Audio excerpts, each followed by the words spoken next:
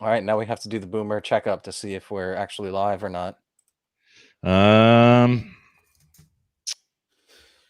Yep, we are. We are? Yep. All right. We're not total boomers after all. All right, I am getting audio though on your side. Double audio. Okay. Did this kill it? Yeah, it did. Okay. All right. Hold on one second. Boom. We are live. The Trail Groweth. Welcome everybody to episode number 100 of Hardly Strictly Politics. We cannot believe that we are actually doing our 100th show here. It's pretty crazy to think about. I remember, Russ, when we were doing episode number 10, we were like, yeah, episode 10. Yeah, brah. We were all proud of ourselves. Here we are at 100. It's crazy, dude. It is crazy, man. Yeah. Feels good, man. Feels good. Feels good. Feels really good. Dear listener, for those of you, this is a little bit, we're changing it up a little bit. We're live streaming this on YouTube right now. And Russ will fix the intro in post. He'll fix it in post, bro. Oh, man. I said I was going to throttle any son of a bitch that said that to me, fix it in post, but you just said it to me and let it go because I look forward to it this time. I blew up your spot, man. Yeah. But yeah, so here we are, dude. Man, first of all, cheers. Episode 100. Yes, indeed. Yes, indeed. 100, bro. 100. This for you. Yeah. Cheers. Hey, man, I've got a little bit of Four Roses single barrel up in the house. So. Oh, nice, dude. Mm-hmm. You got your jersey on, I see. Yeah. Yep. Losing my phone. All right. Speaking of boomer problems, so. Yeah, dude. Yeah, man.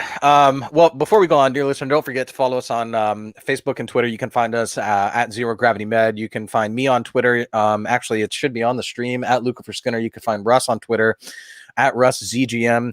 You can find everything we do on our website, zero-gravity-media.com. You can, what else am I missing, Russ? Find us on YouTube, searching Zero Gravity Media, which is where you're watching right now. I have also got a new member. I'm live streaming with my new kitten over here, and she's over here trying to play, so I'm distracted. I apologize for that. And what did I forget anything, Russ? Send us feedback, zero-gravity-media.com/contact. Yeah, I think that's it, right? I think that's it, man. Well done. All right, dude. So what do we got on the docket, man? First of all, while I ask you that, I'm gonna share this to our social media outlets. So hopefully we can get some concurrent listeners. All right. Of which we already have at least one. Yep. So that's good.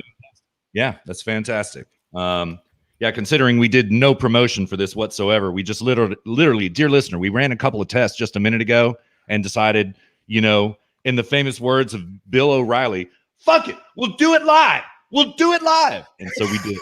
Yeah, I literally was like, asked Russ, I was like, so do you want to live stream this? Yeah, sure, we can live stream. Like literally, that was how casual this live stream is. Yeah, indeed. Comfy 100. Yeah. Well, man, I got some news. I got a top 10 for you. You want to hear it? Yeah, sure. Go for it, dude. All right. So dear listener, all right, this ain't no decade episode up in the house. This is a century episode. We centenarians now. Okay.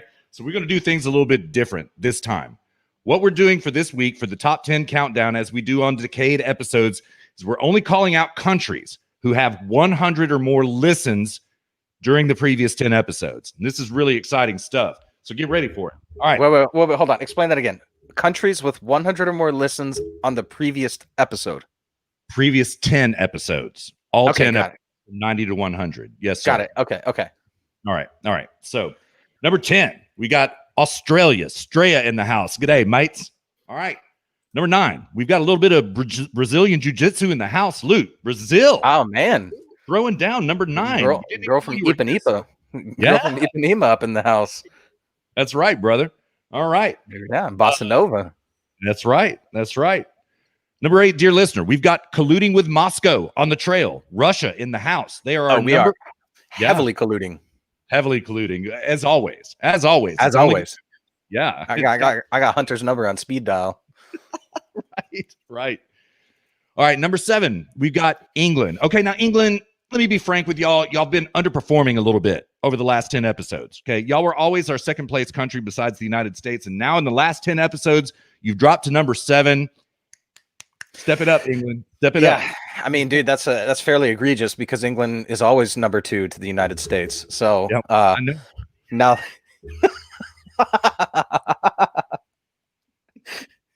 Just kidding, England. Just kidding. We're just take that from a couple of colonials. Just kidding, England. We love y'all. Thank you so much, England. Thank you so very much. All right. Now, number 6, independent from England entirely, we've got Ireland. Air. What is going on? Y'all have been blowing it up of late on the constant. Ireland, thank you so very much. And Luke, it's hundreds and hundreds and hundreds of listens. I'm not kidding. So way to throw it. Wow. Yeah. Yeah. Came out of nowhere, man. Like about 20 episodes back and just strident on the trail. Constantly. Okay, now I have a cat literally climbing on me. I'm sorry. No, it's all good. Okay. All right. Number 5, we've got, oh, Canada. Canada. It is most surprising. Luke and I have each only been to your country once apiece. Is that correct, Luke? You've only been to Canada once. Is that right? I've only been to Canada once. No, I've been to Canada many, many times. Oh, have you? Okay. Okay. Yeah, because by virtue of when I worked at this Boy Scout camp called Charles L. Summers Canoe Base, and it was literally it was a lake that straddled the border. So we were crossing into Canada like daily because we'd go swim and stuff in that lake each afternoon and fish. Lovely. Yeah, it was truly very, lovely. very, very comfy. Yeah. Well, I love Canada, and Luke, the HSP boys love Canada. Thank you so very much. All right, number 4 in the house, Luke.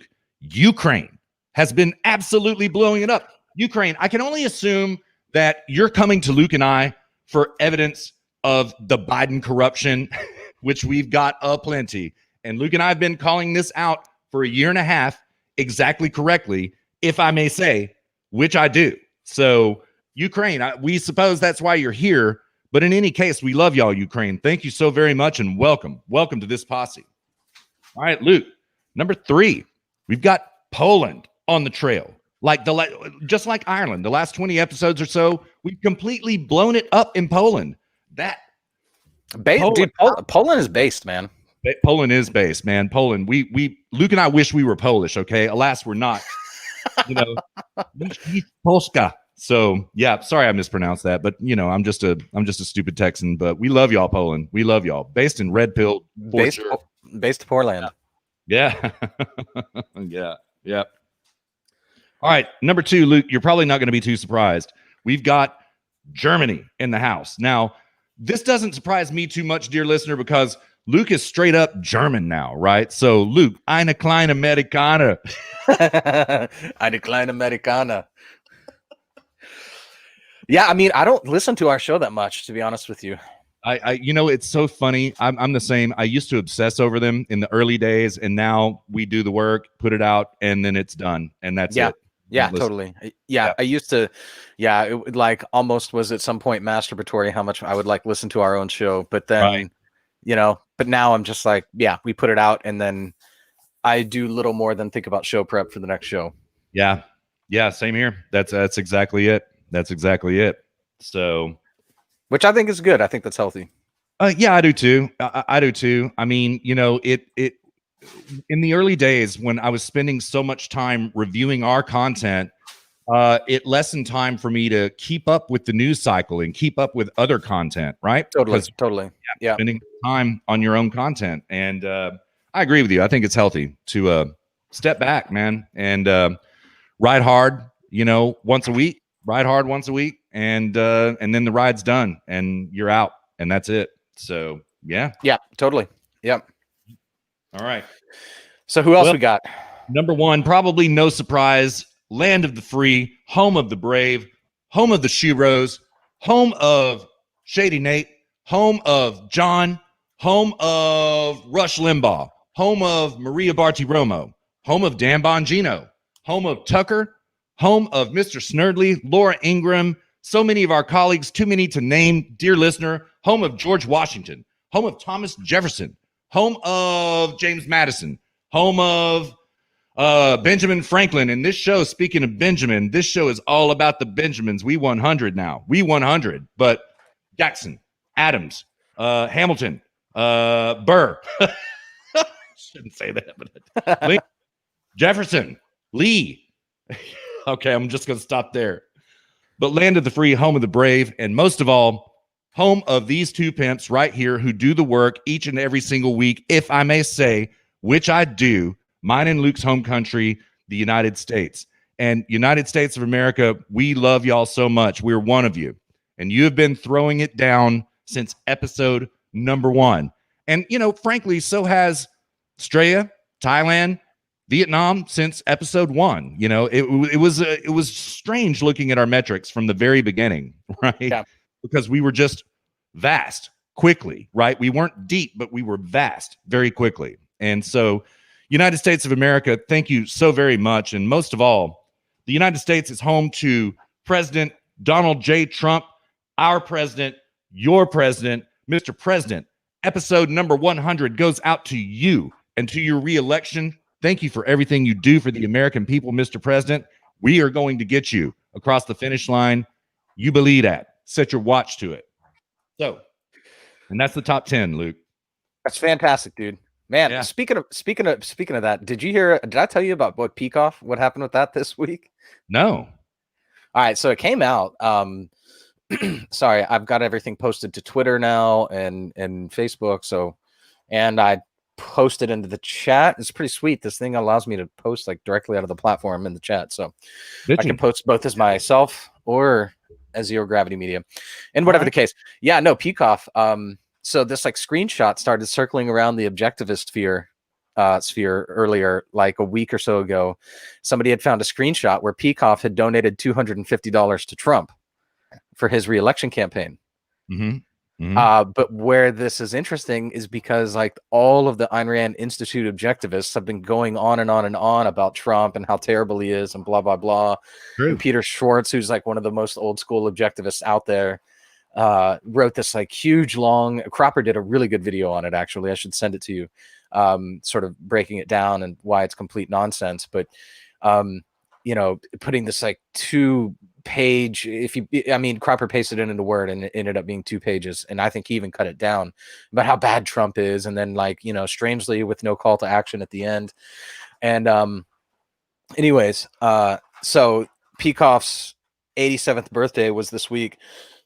And there was this big stream with a whole bunch of objectivists on it.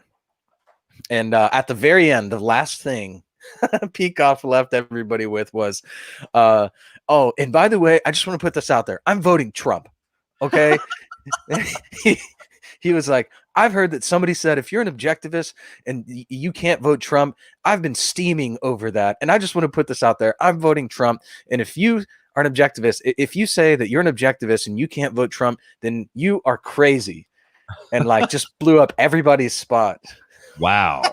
Yeah, dude. So I mean, I was like, man, I don't know. Maybe we're seeing like another rift, like in the objectives, you know, the objectosphere. Could be. You're gonna have like Atlas Society, ARI, and then based in red-pilled objectivists, maybe. Right. Mm-hmm. Right. Yeah, could be, man. It's a fractious coalition. Oh, dude, totally, man. Yeah, I mean, like I've said this in the past, but for a lot of people, objectivism is like learned autism. Absolutely. Yeah. Yeah. No offense, objectives. We love y'all. We love our objectivists, don't we, Luke? We have the best. We have the best objectivists.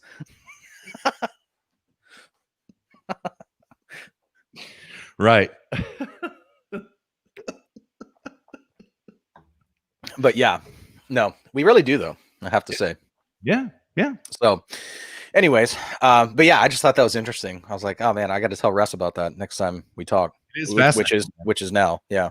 No, yeah, we didn't talk all week, man. It was crazy. And you've even been on vacation, man. I've been derelict in my duties this week. And but damn, dude, I'll be honest, man. I've just been trying to stay in the saddle this week. It is I mean, man, think about how long ago it feels that the ACB hearings ended. That feels like an eternity ago, right?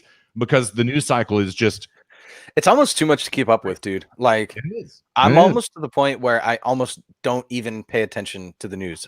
You know what I mean? Because and I really don't, because I'm in Germany. So like, it takes a coordinated effort on my part to consume the news. I have to really like actually try. Yeah. Yeah. Um, and like, my God, dude, every time I get on, it's so exhausting to keep up with it, man. Trump will get reelected. It's just a matter of whether the left steals it. That's the only question. But Yeah. I just can't wait for this election to be over, dude, because it's just exhausting, man. It's just been a marathon. Yeah. Yeah. It has. It's been enjoyable at times. Frankly, it has. At other times, it's just God miserable, and it is very tiring. And it Oh man, I don't even know what to say. I'm with you. I'm ready for it to be over. And let me ask you a question. You got any feelings about the election at this point in time? You said that you think Trump's going to win unless the left steals it.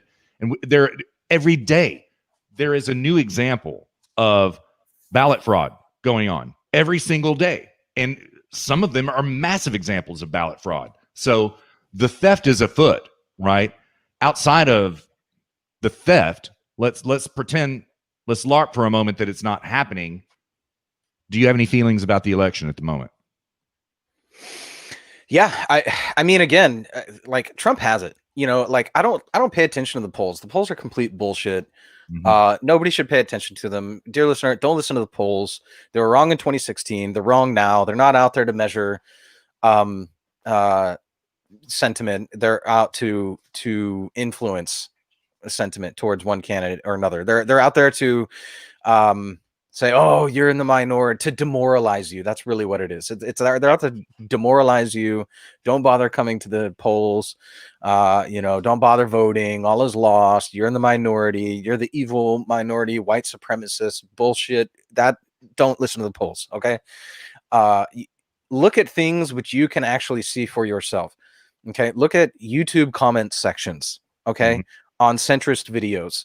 Look at upvotes. Look at downvotes. Look at the comments. I mean, look at Dwayne John. We went over this like a couple weeks ago. Okay. Look at like when Dwayne Johnson came out. Okay. That's a healthy cross section of society. Okay. The guy has never been political. He's never endorsed anybody before. He's got a healthy cross section of individuals, and it's not political. And the moment he announced for Biden, his Facebook feed for days, if not weeks, was lit up with people going, "Yeah, dude, you're a monkey. Keep dancing, okay, True. and shut your mouth." That's basically what his comment section was lit up. Like, that sounds really racist when I said that, but whatever. Basically, that's what they were saying. It's like, you're a monkey, and we just tell you to dance, and that's it. He's an entertainer. Okay, that's what I mean by that comment. And he just got lit up. I don't see this like happening in Biden's favor. I don't see it anywhere. Nowhere do I see any enthusiasm from Biden, unless it's being crammed down your throat, artificially manufactured by the mainstream media or polls. That's it. Outside of those two entities, Biden is a nothing candidate. Outside of those two things, I mean, he may as well just drop out the ticket. So the question is, okay, there's no way Biden's going to win. Okay, it's abundantly clear and obvious. If you think Biden has a shot at winning, you are a moron. You have no idea what you're talking about, or you're just completely dishonest. Then the question is the left going to steal it? They're trying. We're already seeing it, as you mentioned, Russ. And I don't know, man. I mean, maybe you know more than I do. Do they have a good shot at stealing the election through? I mean, I don't know. At the same time, I agree. But at the same time, Trump's got to know. You know what I mean? Like, there's no way that Trump's not out in front of this. If there's one thing Trump's good at, it's being out in front of things like this, and not being like, "Oh God, they stole the election. I wish we would have thought about that in advance." Like, Trump probably thought about this like 2 years ago. You know what I mean? There's no way he's just now thinking about this. Mm-hmm. Mm-hmm. I I don't know. agree. What are your thoughts? I know you're probably a little bit more, pill of colored than I am. Yeah, Yeah. I am about this when it comes to this, and this is the reason why. Judge Janine grilled him Saturday a week ago, right after he got out of the hospital from the Kung flu, and was like asking him, what is the plan to stop this election fraud? He did not have a clear, concise answer. Okay? I heard that interview. Yeah. Yeah. And, maybe he's hiding his cards. I don't know. But in any case, it was not a good look. It was not confidence inspiring. Yeah. His response was, just for the listener, his response basically amounted to, well, we have a lot of cases. We have a lot of stuff in the courts right now. Yep. That's right. basically was his entire response. Yep. Mm-hmm. We got a lot of stuff in the courts, and I'm working with the police to crack down on it. Now, like what you said, when you said earlier, like, they found that every day they find more and more ballot, harvesting cases and all this shit that's going on. I mean, to me, that's a healthy, like, it's a healthy sign that they are actually doing something about it. You know what I mean? Yeah, for sure. Yeah. I mean, it's sort of like the Corona cases. It's like, oh, the U.S. leads more than anybody else in Corona, but it's like, well, yeah, it's because we also test a lot more. So, if they're like, oh, this election, we're finding so much more ballot harvesting and fraud, it's like, well, that's because we're looking for it a lot harder, So I think that maybe it's not a good sign, obviously. This is like the whole, is it a good thing that we're finding like so many more pedos under bar? No, obviously not, but is it good that they're being found? Yes. So it's a similar phenomenon, but you know what I mean? I do. I've got an analogy in my mind that I'm not able to exactly bring into reality at the moment, but there's something I'm thinking of.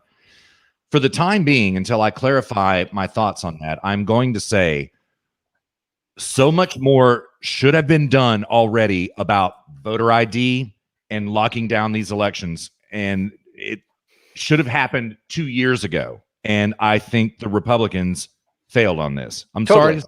I think they just failed, and there should have been, for example, in Trump's first 2 years, a voter ID law passed through both the House and the Senate when the Republicans had both chambers. The president would have signed it, and not even so much as a thought about it. What did we do in the first 2 years? Russia, and the tax cut bill. Thanks, Paul Ryan. Appreciate it a bunch. Yeah, exactly. I was about to say that. Yeah. It's because you had Paul Ryan in there. Here's the thing. This is what the right lacks. The right lacks the moral courage to do what needs to be done to call it whatever you will, make the country great again, to fix the system in whatever way, the voting system, however you want to put it. The right, they just lack the moral conviction. And I say the moral conviction, right? They're all about the politics. They're all about the political will. They know the ins and outs, the politics game. But unlike the left, the right lacks the moral conviction in their purpose, right? Sure. So all of these cucks like morally agree with the left. They're just like, oh, we just happen to find ourselves on the right, so we don't in principle morally disagree with you. We just disagree with how we're going to get to the same end. We want to do it through the proper political process. Meanwhile, the left is like, fuck the political process. We just need to get there. Yeah. That's the difference between the two. And it certainly is, man. Yeah. And we've seen that highlighted this week in this Biden Gate story, which is really Obama Gate. Frankly, it's not Biden Gate. But Jesus, man. I mean, this poor bastard that Hunter Biden brought his 3 laptops to, and he imaged the hard drives. He sent those to Senator Mike Lee, to the FBI. That means Christopher Wray, right? That means it's under William Barr's purview. He sent it to Jim Jordan, Senator Ron Johnson, numerous Republican politicians who did nothing. And you get information like that. If you don't act on it, that means that you're a moral coward. And Jim Jordan, I really respect you. Ron Johnson, Mike Lee, I respect y'all a lot. But, man, you dropped the ball on this, and it's because of this typical Republican cowardice which Luke describes. And it's disgusting, and it's time for it to stop now. It has to stop. Yeah. And this is what this is. No, I suppose. Yeah, I mean this is what Trump brought to the party. Now, Trump could do a much better job. I'm not saying that, like, he's our hero who, came and gave us all the will to and the strength to stand strong in the face of the left and have moral courage and principle. I'm not saying that. Okay, Trump is not an ideologue. Trump is not a philosopher, or anything like this. Okay, Brandon Cropper in his video, where he was critiquing Peter Schwartz's critique of Trump, talked about how Trump is guided by his American sense of life. And I very much agree with that. Trump does have like the American sense of life, and he's not an ideologue in that sense, but he allows that to guide him. This entrepreneurship, this getting wealthy is a good thing. Living the good life is a good thing. We should be proud of that, and I've got audio in my headphones. Is it me? No, I think Jessica turned off the TV. Oh, okay. And what I was streaming for her in the bedroom just came into my audio. It was Big Bang Theory. It was like, all I heard is an Indian guy going, the computer, blah, blah, blah, blah, blah. I think it was Raj. So, yeah. So anyways, where the hell was I? Yeah, like this is the difference between Trump and the traditional right. The traditional right was kind of like, let's keep the charade going on. Trump is like, no, fuck the charade. Let's fix the situation. But he's not a philosopher or a proper ideologue. So he's not here. He's not like our savior or something like this. I'm not saying that, but that's where he comes in different. He gives people like, what? Like, yeah, you know what? Fuck these people. Fuck this shit. Like, we're making this shit great again. Okay. That's what Trump did for the right. Sure. And it's not like he offered like some beautiful vision of like perfect principled laissez-faire capitalism or something like this, but he just was that person who came along and said enough is enough. That is the difference between Trump, and that's why people are excited about him. You know what I mean? Indeed. Yes. And I'm with you on this, Luke, man. I mean, I need no further proof than the rallies. As soon as he was healed of the Kung flu and could start doing rallies again, there is... Dude, I had like, I wanted to, I don't know. I haven't jumped on 4chan, but I was like hoping somebody did the meme where it's like Trump with like lasers coming out of his eyes. He's like, I'm immune now, I'm now immune. We should do that, dude. Yeah. Yeah. And man, what a recovery. I do give the man credit. Good doctors, sure, but also a good constitution. So he did well in his recovery. And but man, his rallies have just been so on point, so well attended, and enthusiasm gap doesn't even begin to describe what your own lying eyes tell you, dear listener, between the Biden rallies and the Trump rallies. So dude, what was funny is when he was like, he almost like made Corona seem like it was like a vacation. He's like, oh God, I'm feeling better than ever. Wow. It's like, it was like having Corona was more like he went to a spa for a week, It's like, God, I feel like I'm 50 again, Yeah. Well, that first rally that he did, when was it? Was it Tuesday night? It was Tuesday night this past week. We were still all up in the middle of the ACB hearings and stuff. Yeah. That was the first day of interrogation, as it was. And Luke, his energy level at that rally was astonishing. Absolutely astonishing. I'm like, damn, he just was in the hospital with the Kung flu a week ago, right? Look at him, And that was when he was all doing the Trump dance to YMCA and stuff like that. It was hilarious, dude. And, dear listener, Russ and I and my wife Jessica, the three of us went to a Trump rally in Dallas, and it was so funny. They have like the same songs that they play. Like, I don't know, Russ, how many songs did they have? Like 5 or 6 songs. They just looped them. Yeah, maybe 10. Yeah, but it was like one of them was YMCA. They also had Macho Man. Like, yeah, and people would the crowd would hold up their Trump signs. And it's like they'd hold them up like this, like, and then like, hold on, I got to get on camera here. and they would just shake their Trump signs like this, you know, and like to the music, and like one area of the stadium would start doing it, and then like another area of the stadium would like start competing, and then there was like these competitions where everyone's shaking their Trump signs to Macho Man and YMCA. It was like it would like the lead up to the event starting, just sitting in the stadium watching everybody listen to this music. I was just like, dude, I was in such a good mood. It was so high energy before the, because like when you're waiting for an event to start, everyone's bored out of their skull. They're just like, oh my God, I had to wait in line and now I have to sit here for an hour. Just get this shit on. I was like, dude, this is so much fun. We're just sitting there waiting for it to start. Yeah. It was so high energy. And by the time Trump came out, it was just, Russ, I don't know that I've ever been in a stadium that has been that, except, okay, I take that back, except Kyle Field. Kyle Field, yeah. Yeah. But other than Kyle Field, I don't know that I've ever been in a stadium that was as loud as when Trump took the stage in Dallas. Yeah. That was insane. It was insane. Yeah, it was. God. Yeah, it was just insane. It was so good. And the funny thing, one detail that I will color Luke's commentary about the crowd with their Trump signs and all that, dear listener, it became choreographed, right? Where entire sections of this stadium began choreographing little drills that they would do to YMCA and all this kind of stuff. And then it became competitive. Like they would, without even talking, just kind of start choreographing stuff. It was fantastic, man. It was fantastic. Dude, I had so much fun just people watching. Just people watching, you know? Yeah. And everybody loved it, dude. It was such, I mean, come on, Biden, he's going to generate that kind of energy, you know? Yeah. Yeah, there's no chance. There's no chance. I know. You know what I started thinking about, Luke? See if you remember this. All right, back in the 2018 election with Cruz and Beto, okay?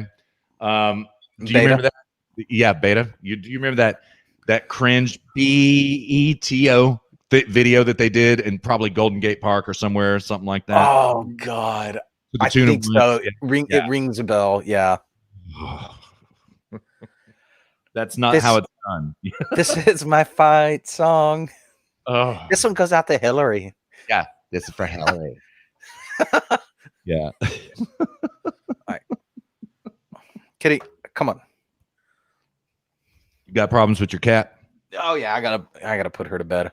Yeah. She'll be asleep here in 5 minutes. Nope, or not. Now she's running around again. Yeah, we got a new cat, dear listener. Yeah. She's just burned her eyelashes off, her eyebrows off. Yeah. She learned the hard way what a candle is earlier in our pre-show call. Oh, dang. Yeah. Yeah. So.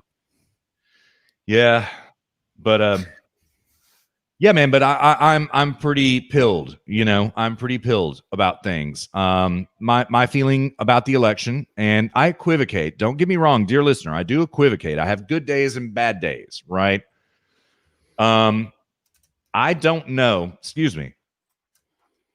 I don't know how Biden can make it to this election at this point in time, quite frankly, other than I'm certain that they're going to walk. Let me not content cut there. Yeah. You know what's funny?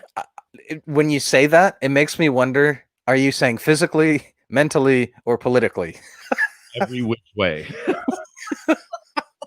Like seriously, I don't know which one you're referring to. Every which way. I mean it every which way. But at that moment when I said that, I was talking about in terms of criminally, right? Because man is a straight up criminal. Yeah, criminally. Yeah, dude. What do you think about all these idiots on the left? They're like, oh yeah, you know, you can fake these screenshots, or all the metadata changed and all this bullshit. I mean, it's ridiculous. I have suddenly everybody on the left is now suddenly like cyber security experts, you know, and experts on metadata, you know.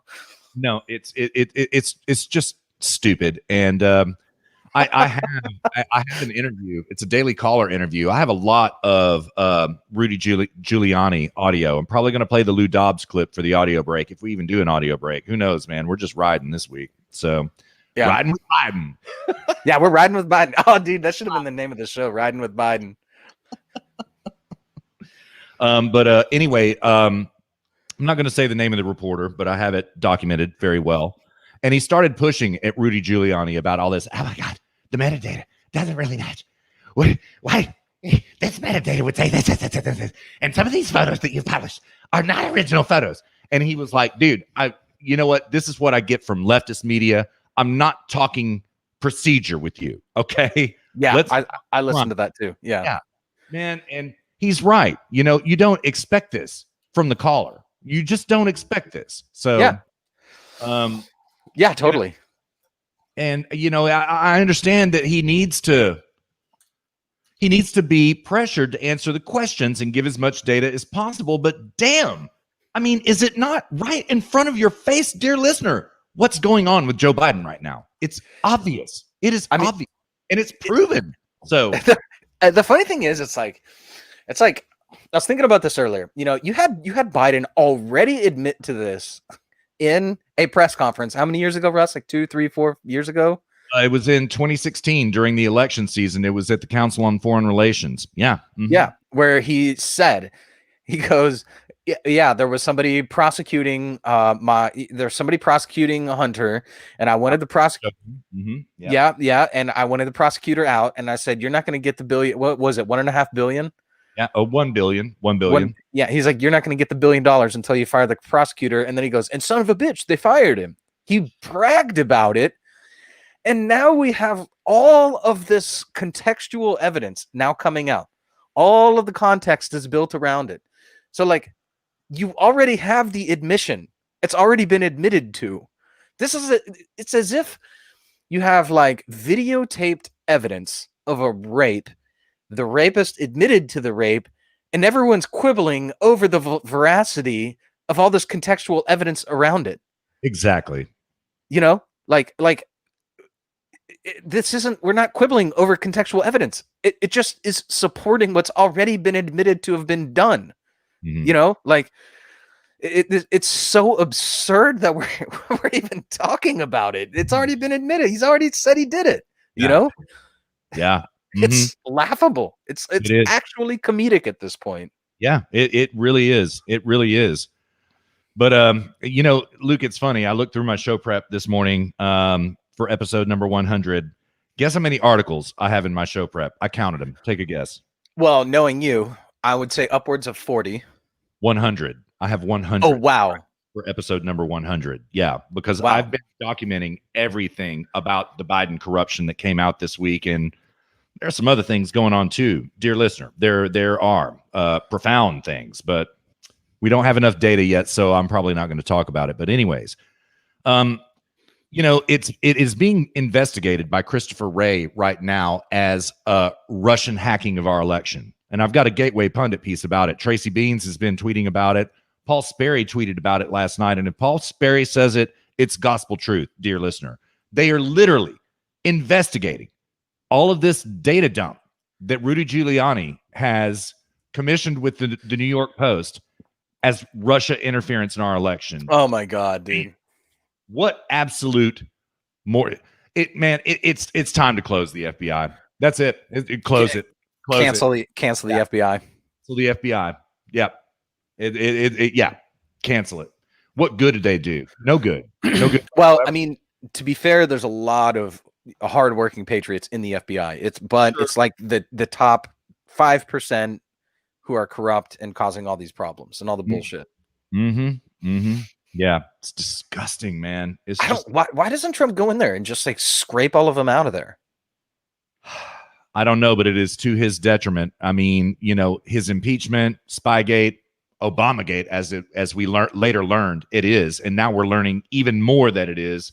It is to his detriment that he didn't do that. And you know, you still have Obama holdovers working in his own cabinet, not to mention the DOJ and the State Department. I don't know. I can only, in terms of my thoughts, pill in this way about it, that he is entrapping them.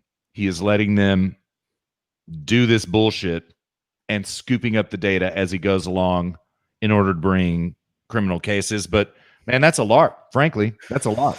So this is the 40 chess narrative. It is. Yeah. I don't know. I think that is his greatest downfall in his first administration, his Do, first term. Yeah. do you think it's because he was naive and trusted them? I think he didn't know what he was getting into.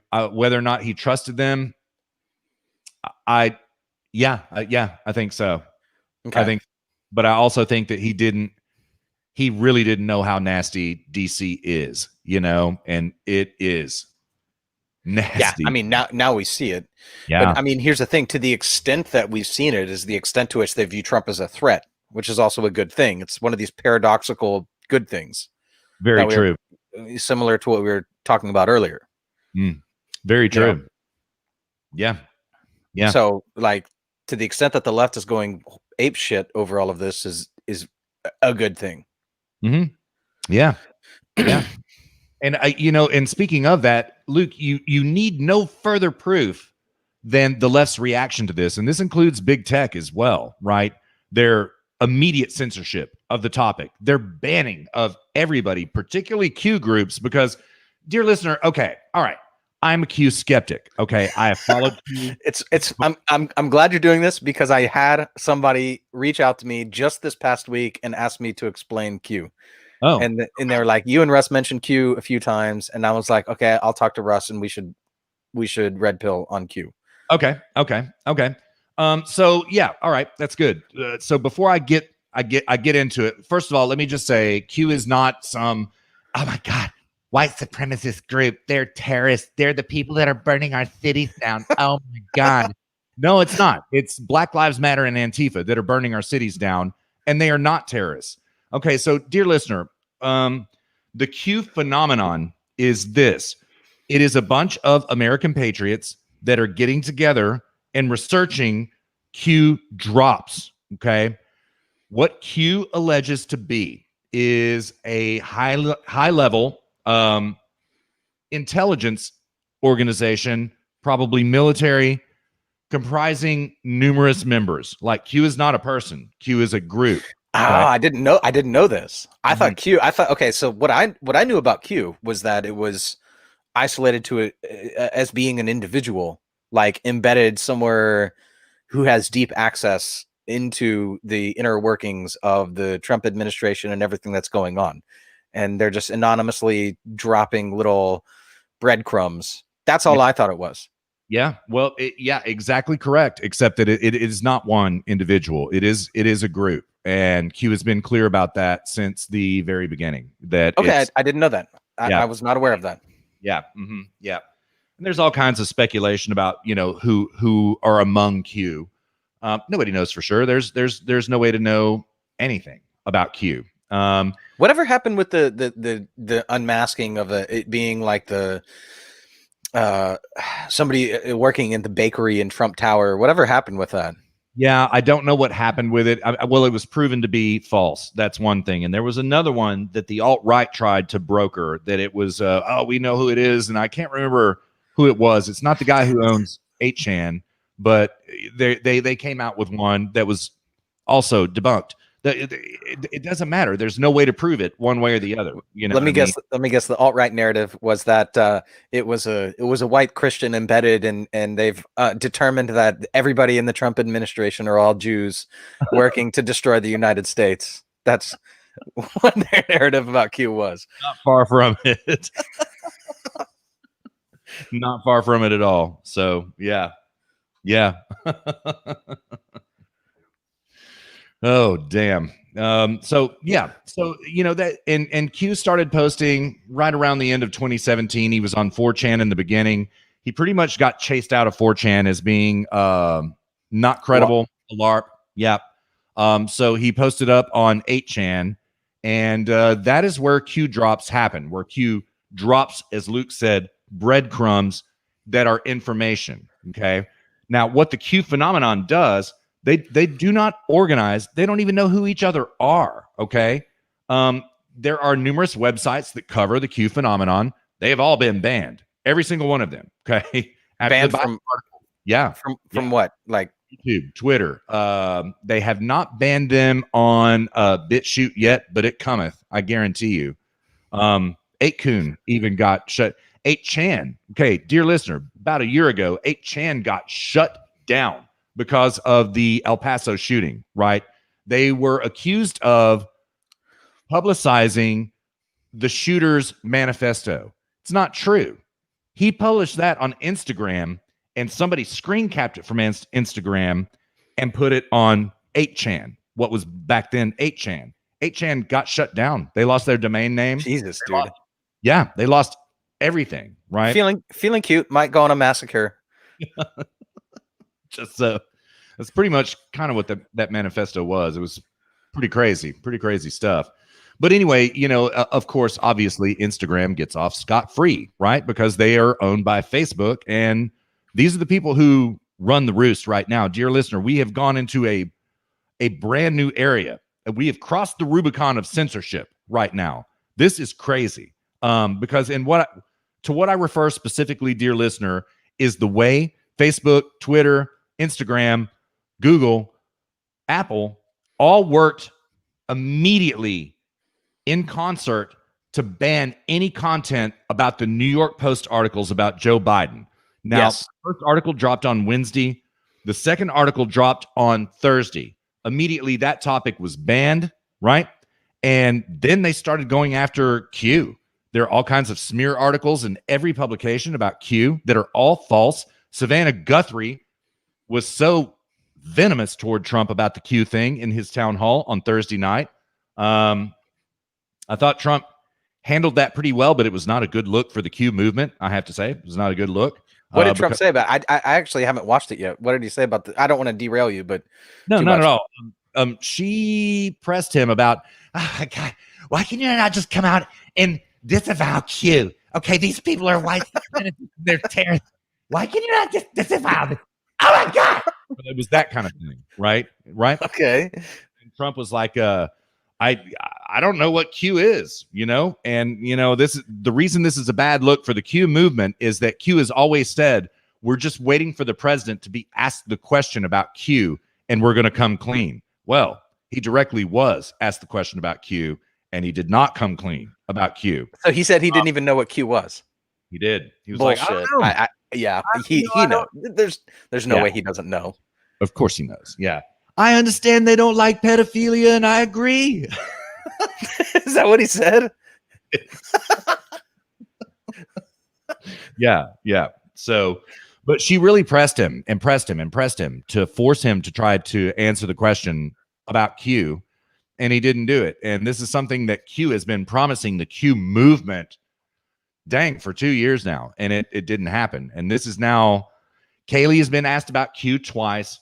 The president has now directly been asked about Q, and the Q promise did not come through, So, but allegedly what Q is doing, the Q group, not the Q phenomenon at large, but the Q group, allegedly what they're doing is taking down these pedophile networks, taking down the deep state, right? Taking down all of this Biden corruption, right?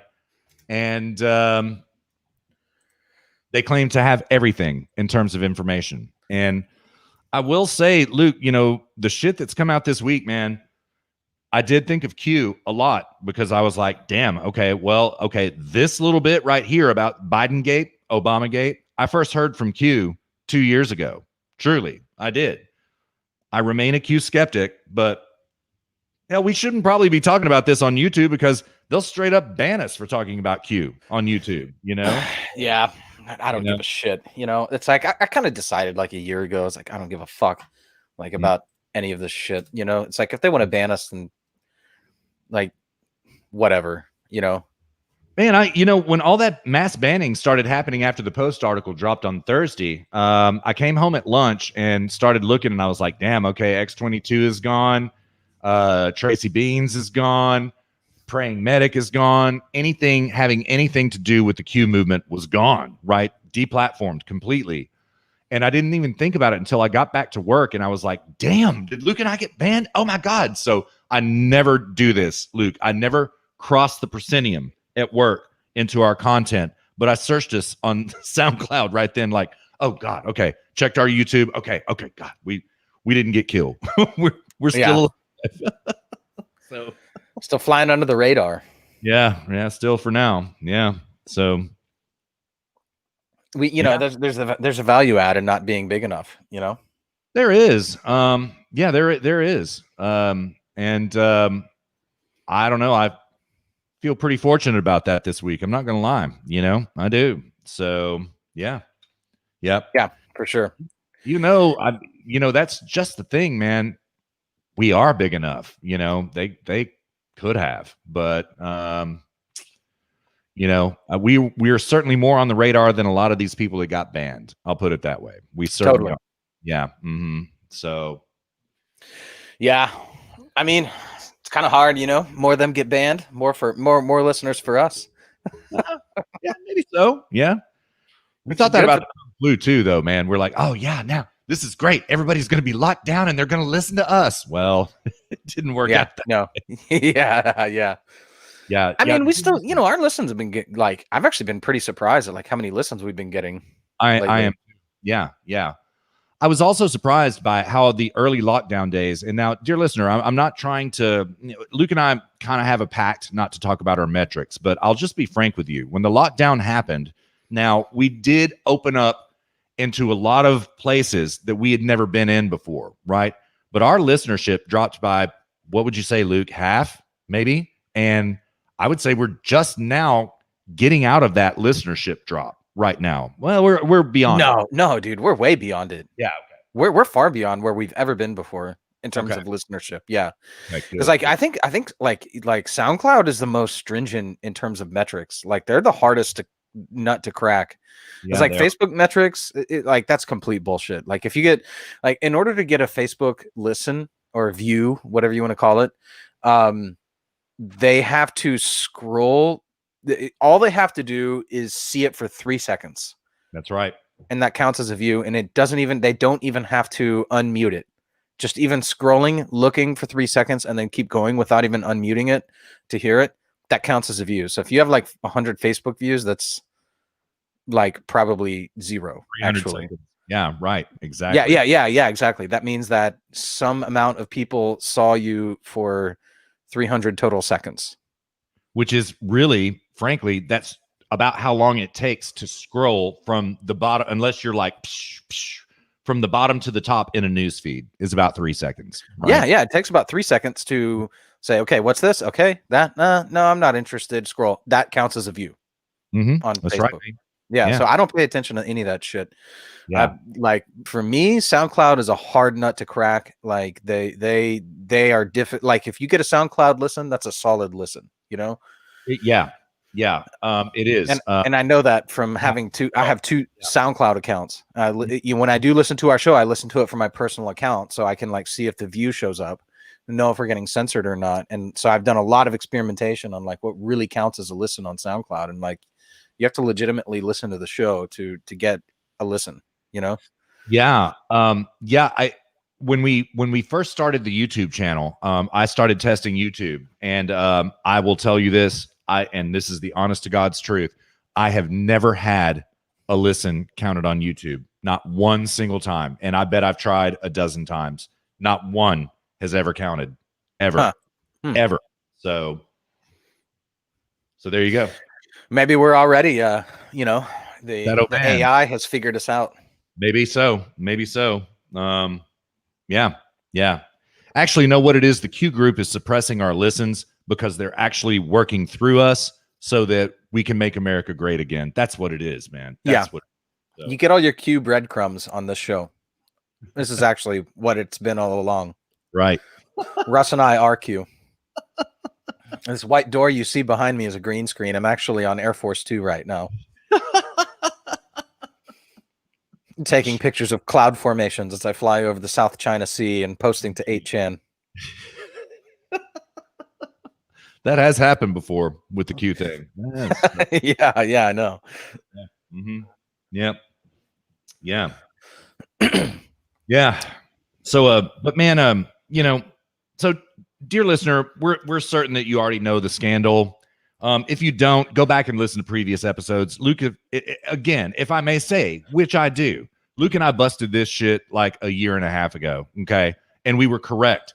The only thing that Luke and I were wrong about is that we didn't know how nasty it actually was. We didn't know that it was a money laundering operation that Joe Biden controls. And this is absolutely 100% provable. Don't listen to us. Go listen to Rudy Giuliani. Not provable, proven. Proven. Yes, exactly. Proven. Yes. Yes. Yeah, totally. I mean, like Rudy Giuliani in that interview, like really, really summed it up where he was like, what Joe Biden created was a system through which money from foreign entities gets funneled to his family and all of his people around him, of which he takes a cut. Yep. And orchestrates that using his political will and power. Yep. And in Joe Biden's, dude, Joe Biden is such a fucking idiot. Like, how much of an idiot do you have to be to admit that? I know, man. He must have already been senile at that point. Seriously, he really must have. Dude, either that or they really think that like they're that powerful. Yes. They're so emboldened. It's like, I can just publicly admit this and nothing's gonna happen. It's like they think they're that untouchable. Yeah, man. Truly amazing, dude. Did you? Here's one thing that I actually thought was kind of funny about the Hunter Biden revelation and the emails. I was reading his emails, and there was one where he sent this email, and it was like, I don't know, like 12 points or 20 points or something like this. Oh, I read. Yep. Yeah, I read that. First of all, I thought one point was hilarious when he was like, "Oh, and the EU's not going to do anything about it because they're pussies." Yeah. I thought that was hilarious. I was like, man, actually screen capped that and sent it to Robert, and I was like, man, based in red pilled Hunter Biden.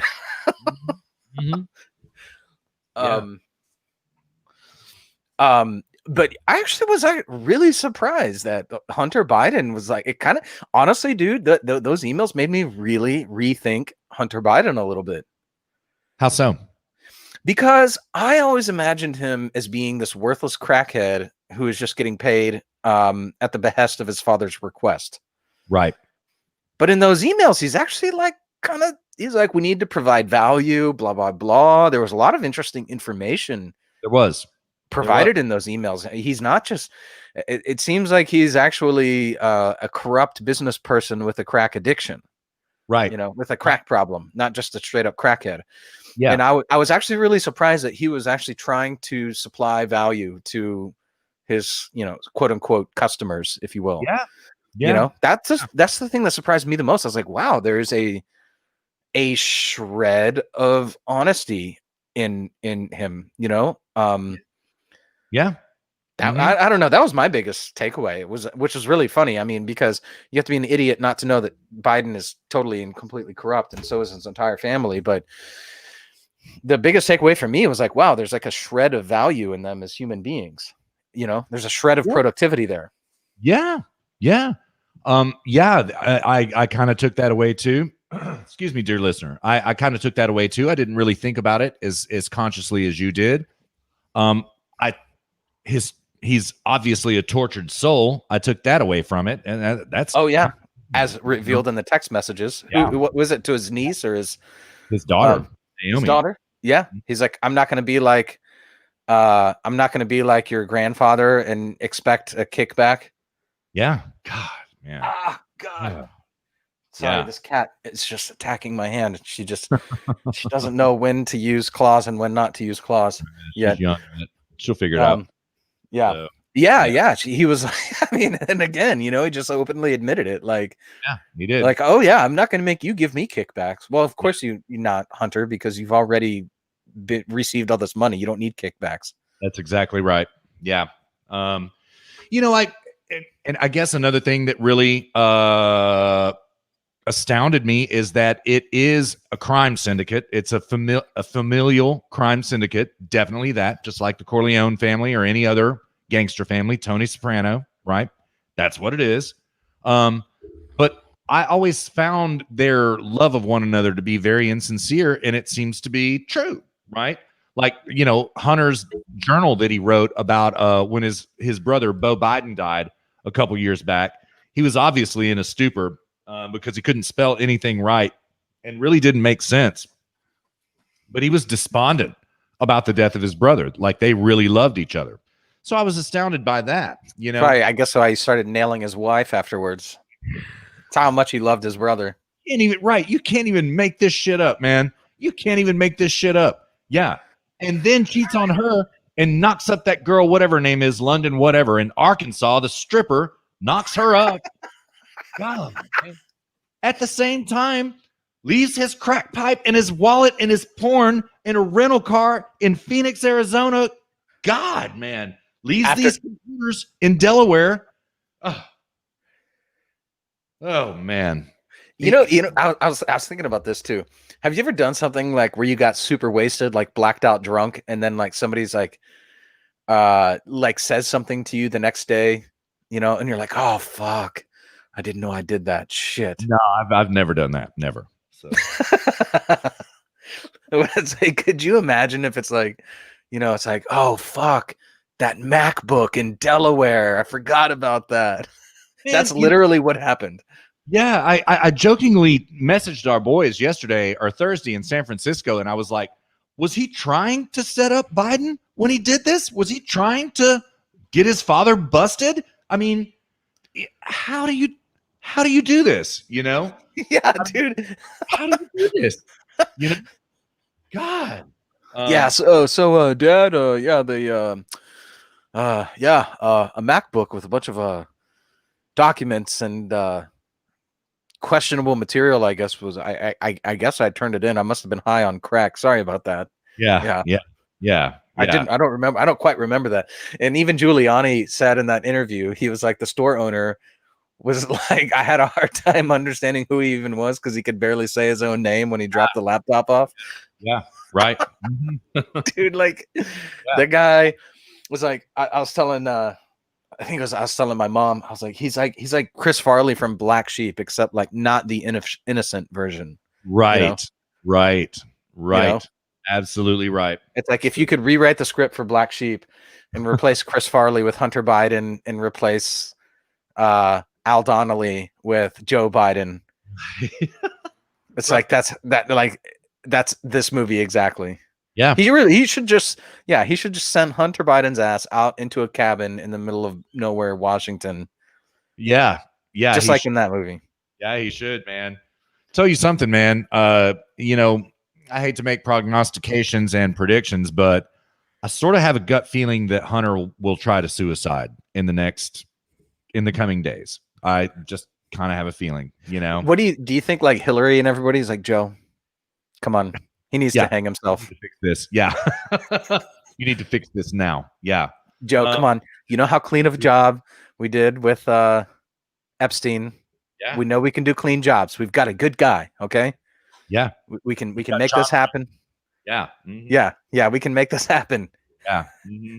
Yeah. No, I do think many conversations of that type are happening right now. It's sad, but that's what I think. So, oh my goodness. But he needs to get suicided.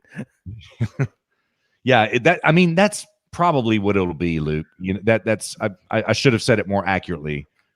Hunter Biden will get suicided in the next couple of weeks before the election. That's just a guess. Just a guess. I'm probably wrong about it. I'm probably wrong. So we'll see. Yeah, someone has given me shit on our about our prediction ratio lately. Well, fair enough. Not just yours, but mine too. Well, I'm wrong about everything I predict. I was certainly wrong about the Democrat nomination. I was certainly wrong about how guilty as charged, dear listener, guilty as charged. So, and yeah, what can I say? It's true. It's true. All of it. So, and Hunter Biden does have that sort of like, you're about to get suicided look like to him. You know what I mean? Like his face. Like his face is his face is strangely similar to Epstein's, where it's like, you've got the disgusting cigarette wrinkly face going on and crackhead, like weird, Yeah. He looks that look of I'm gonna bang out until it happens, that type of thing, Yeah, that look of like, I am not going to suicide, but I'm about to. Right. Irrespective of my will. Yeah. Yeah. Yeah. I tell you, Luke, one thing I was thinking about this week, in the context of the ACB hearings and all of this kind of stuff, the New York Post wrote a sort of an article yesterday. They're third in the series. I understand there are two more coming out. They wrote this piece about Hunter Biden, kind of exposing him as a tortured soul. That's certainly true. Okay. And it almost seemed like it was meant to be a sympathy play, right? To create sympathy for Hunter Biden, right? Well, Okay. in the context of ACB this week, and this woman's just blind observation of the law, it made me so grateful for her, for somebody who, she's not a moral judge. She is a judge in her case of constitutionality, but she also described what a good judge is. And a good judge doesn't look at any moral plight. They look at criminality. And these people are criminals, proven criminals, right? And Luke, I don't even think we're halfway there. I think so much more is going to come out in the next 5 days, I think. Yeah. Well, that said, Giuliani did say that he's going to drop the mega hella big bombshell 10 days before the election, which I guess would be about... Yeah, he's leaking. He's slow dripping this. Yeah, he is. And I watched Giuliani. Yeah, indeed. I watched the War Room, Steve Bannon's War Room this morning, and he had Giuliani on. Thought about playing it, but no, it's not good enough. I've got a better clip with Lou Dobbs. They flat out said that, they know what we have. We are going to catch them in lies, right? We are going to let them try to lie their way through this, and then drop more facts and evidence on them as they lie their way through it. They laid out exactly the strategy of what they're going to do. And damn, it's going to be a fun ride, man. I tell you what, but God, can this election just be over now, please? Yeah. Please? Yeah. Dude, I've got to ask you something. I thought about this after I listened to what Giuliani was saying. One of them is I should say one of them is an epistemic question, an epistemological question about Giuliani. The other one is a moral question. Okay. So the first part is, do you think he'll run in 2024? The second part being, should he run in 2024? What are your thoughts on that? Specifically for president? Yeah. He's what, 77 right now? Maybe 75, somewhere in there, 75, 77. So do I think he will run? No. Do I think he should run, which is the moral part of the question? Yes, I do. He is immensely popular, reviled by the left at this point in time, and defamed by the left as well. But do I think he should? Yeah. Or if not him, someone like him should run, Who would you support Giuliani or Cruz? Cruz. Yeah, likewise. Let me ask you this. Who would you support, Cruz or Rand Paul? We would have to see how the debates went. That's a toss-up right now. We are on such a spending spree right now, and I really am a little disappointed in Cruz about this, but Rand Paul has remained ever so consistent about, no, fuck this stimulus. We cannot afford it. We are 30 trill in debt. This has to stop now. We'd have to see how the debate went, but I'm really liking both of them very much right now. Very much. Okay. Yeah. I'd be happy. I mean, I'd be happy with either. I'd probably pick Cruz over Giuliani. I'd probably pick Rand Paul over Cruz. Yeah. Cruz was masterful in the ACB hearings this week, man. Oh my God. He was just an absolute master and funny to boot, So I said this to my parents. It was so funny, man. These were the Wednesday hearings. He was like, in that Cruz way where he pauses for a minute and looks across the dais. Now, I know my friends on the left hate Donald Trump. Yeah. I know they hate Donald Trump. And I know they wish somebody else had won the election. I am sympathetic to that argument.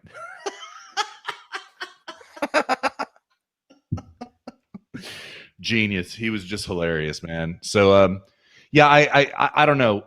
Cruz and Rand, that's tough for me right now. We'd have to see how the debates went. Let me ask you a question. All right. All right. Yeah. All right. Cruz or Tucker? Cruz, 100%. Okay. I didn't even need to think about that.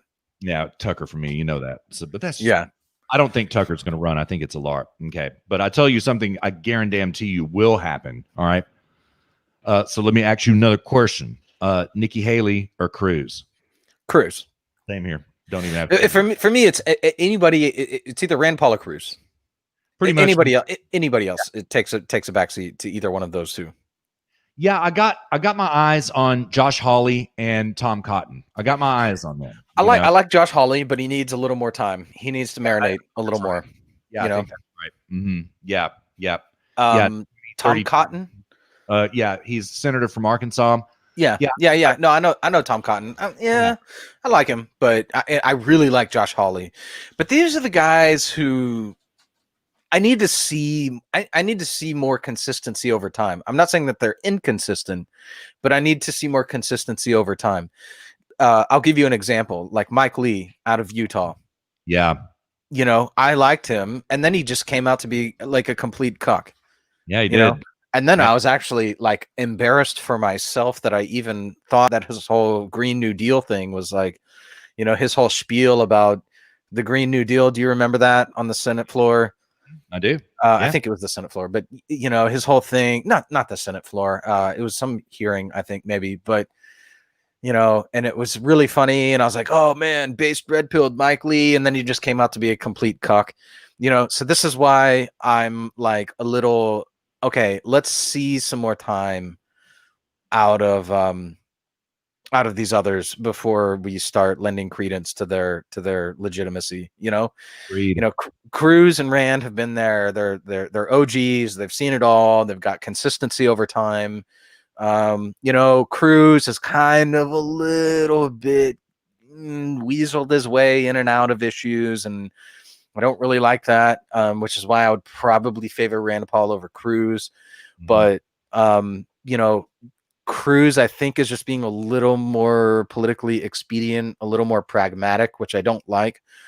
But I think he's doing what he has to do, which is unfortunate. But I think that's just what he's doing. Yeah, I mean, so that's basically it with those two. Yeah. I'm pretty much right there with you, man. So these others, I want to see consistency over time. Now I've got a cat trying to get into my pre-workout. I think she's trying to go to the gym. Yeah. So, I apologize to everybody out there. I've got this crazy cat running around me right now. I mean, just some of the dude, I like them. I don't dislike them, but I just want to see more. I want to know who they are over the course of time, not over one speech that I hear like on the Senate floor or, you know, in a congressional hearing or something like that, you know? Right. And, you know, while I agree with you entirely that Mike Lee is a cuck, and this is proven through again because he was delivered a copy of Hunter Biden's hard drive and didn't do shit with it. Okay. He did a great job in the ACB hearings this week. Not as good as Cruz, but a really great job. So I find him to be a useful idiot for the time being. You know what I mean? A useful cuck. That's it. A useful cuck. Yeah. So, he's a cuck who thinks that he's not. Yeah, he is. Yeah. You know, he really does think that. He really does. He's a cuck who thinks that he's not one, which is very good. Which is very good on the surface level. Let's talk. Okay, let's shift gears to the ACB hearings. Thoughts? She's going to be confirmed, and I honestly, that's all that matters right now is that she is confirmed in the Senate, and it's going to happen. Even Cory Booker in the last day of hearings admit, I think I realized this goose is cooked. Right? It is cooked. It's done. Right? This goose is cooked. Yeah, he did. He said it, and she proved herself impeccable. She was fucking amazing, dude. She was. She smoked it, man. Absolutely smoked it. And yeah, I was so impressed, dude. Over and over and over again by her demeanor, her scholarship, the moment where she held up the blank chart. Now, dear listener, okay, now let me tell you something. Okay, take some advice from me and Luke on this. Where she, where Amy Coney Barrett, she was asked by, who was it? Who was it? I can't remember. It doesn't matter. Some senator asked her, can you show us your notepad? And she held it up, and it was a blank pad, right? And she held it to the camera. He was like, what does it say on it? And she was like, it's the letterhead of the United States Senate, And so, dear listener, that image has been memed out to hell, okay?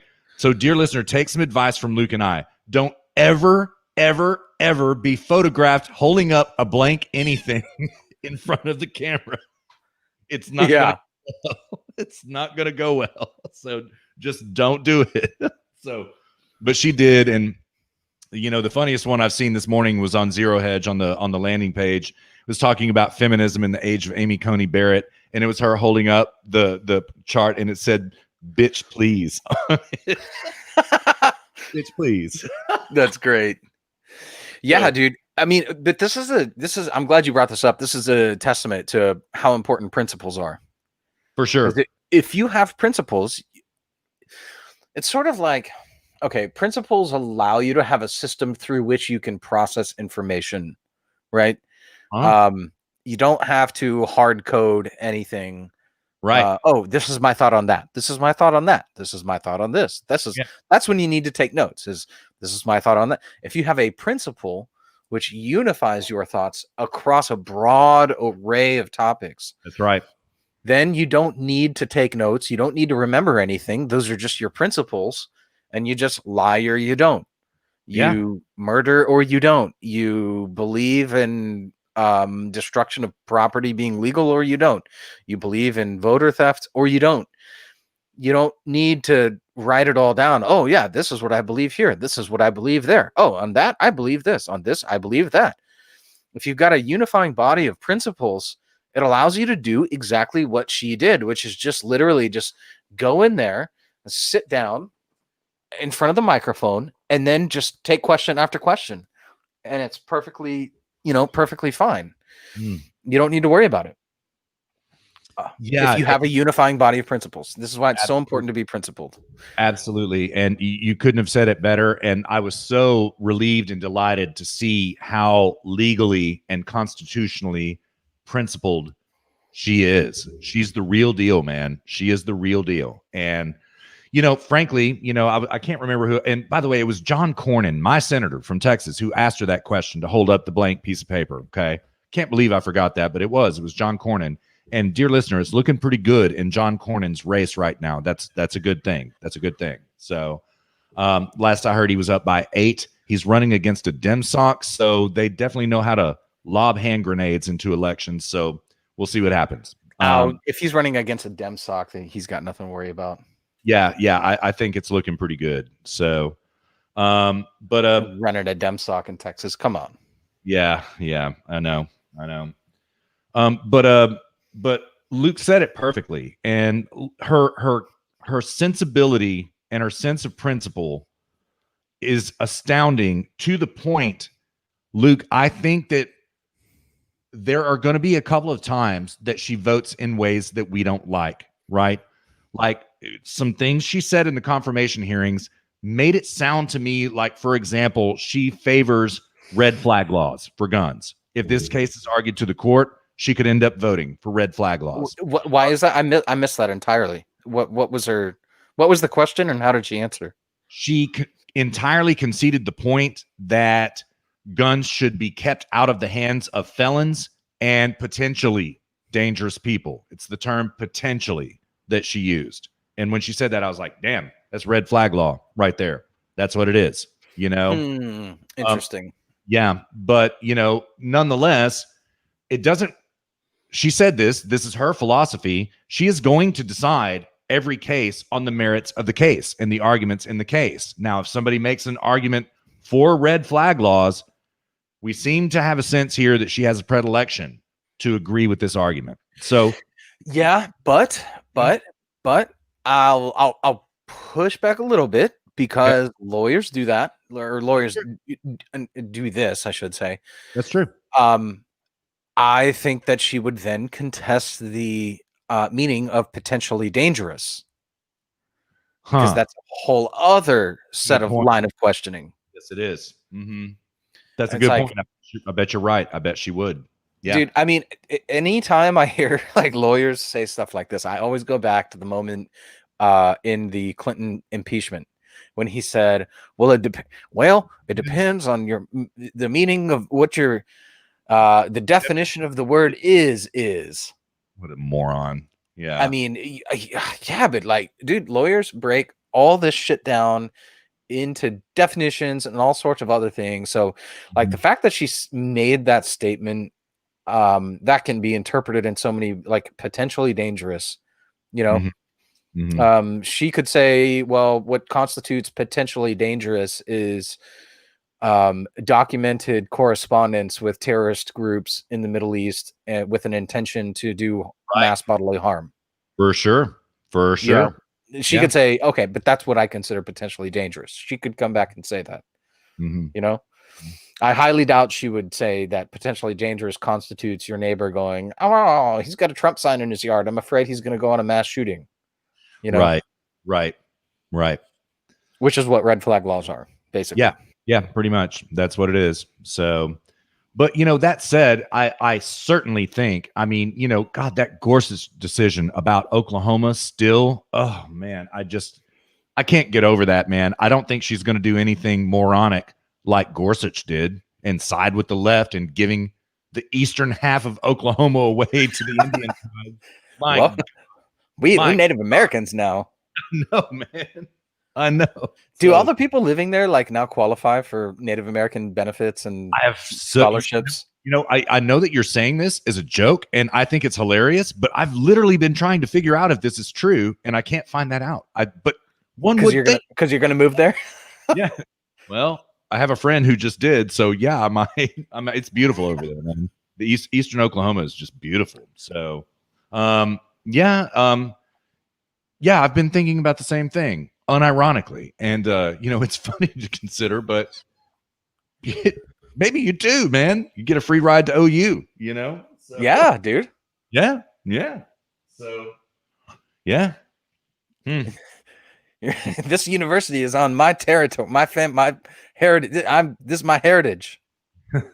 I won't be surprised if Stands with the Beer, sets up a permanent address in Eastern Oklahoma. Absolutely, man. Her high cheekbones, she'll fit right in. You know what I Yeah, mean? she's gotta get in touch with her familial roots. Yeah, right. Go do a couple sweat lodges, a couple rain dances, and yeah. She's like, Absolutely. this is. She's like, oh God, we finally won. We did it.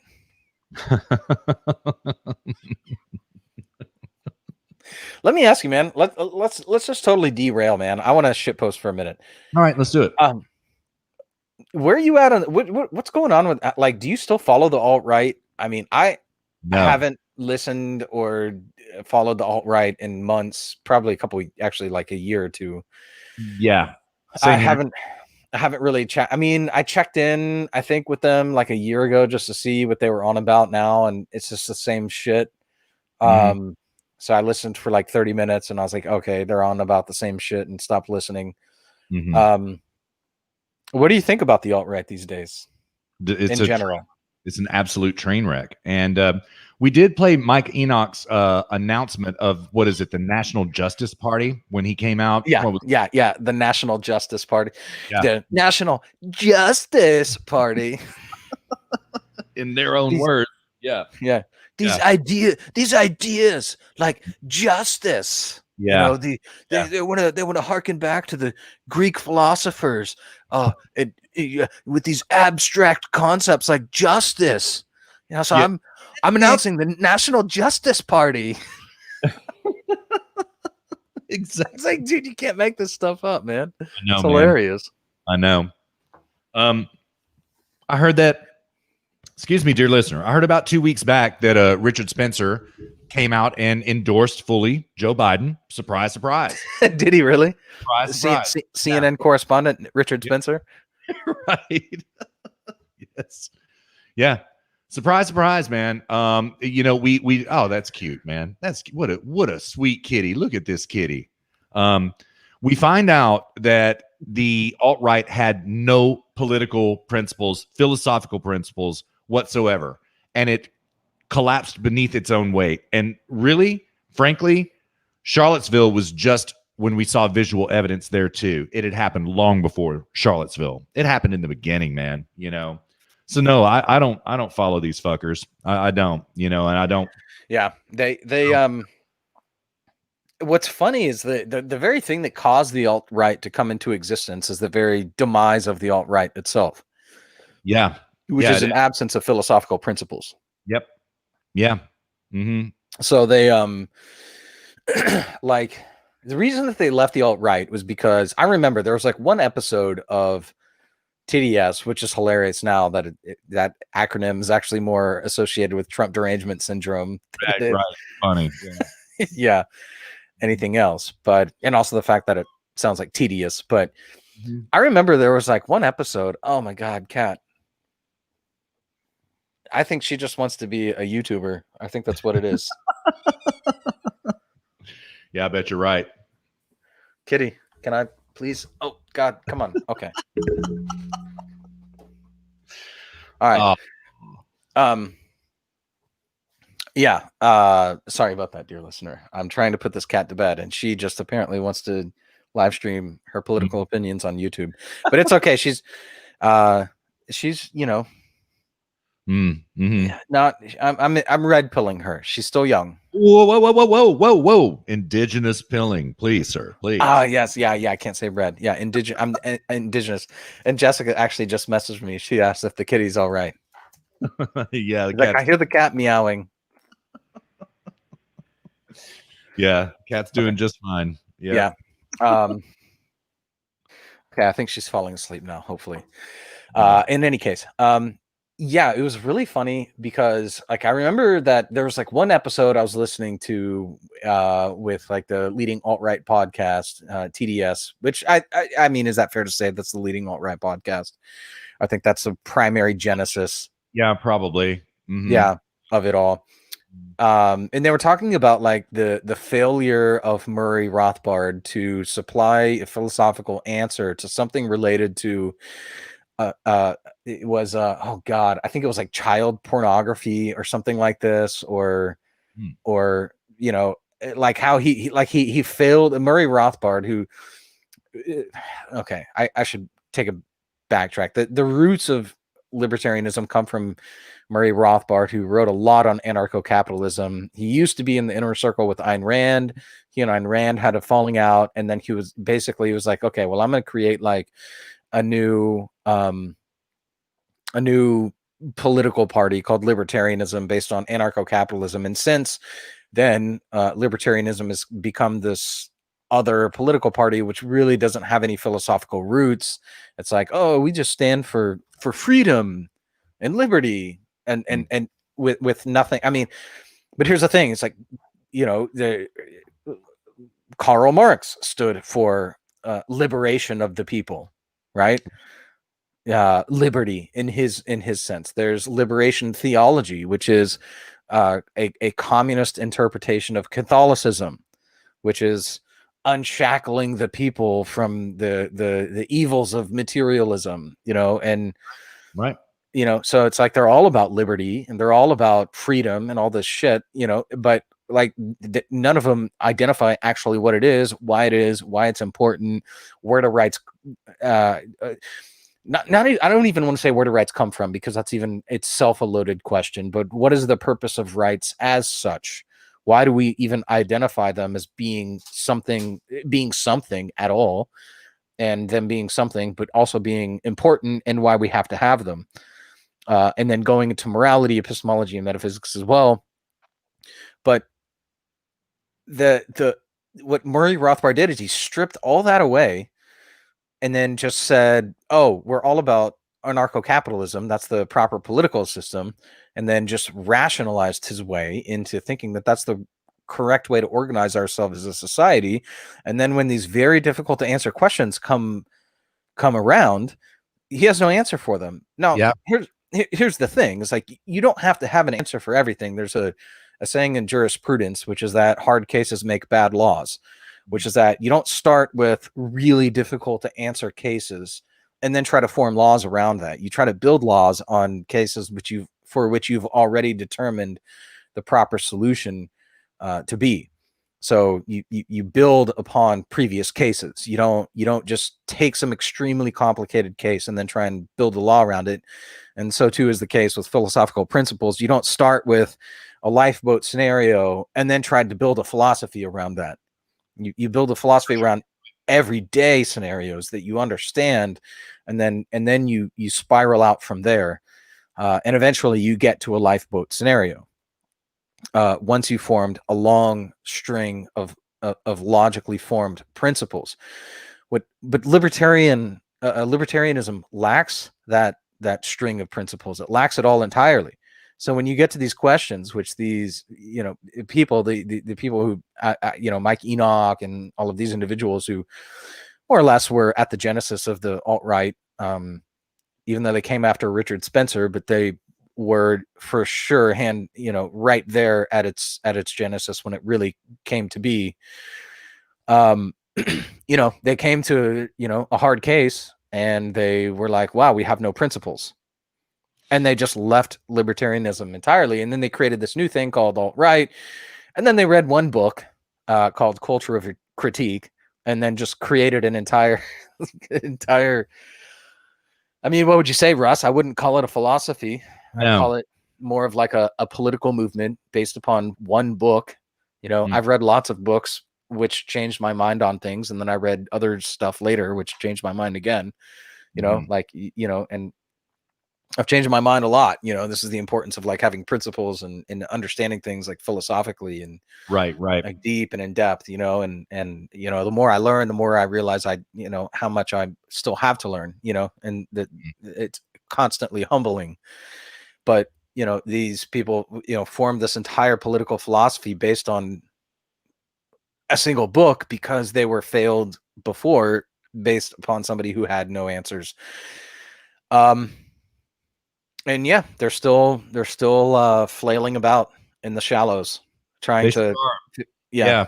The most insidious thing about the alt-right that I can see is that is the sexiness of their arguments. And we've said that in these hallowed halls before, right? They have really sexy arguments about justification for whiteness, defense of whiteness, of being white, right?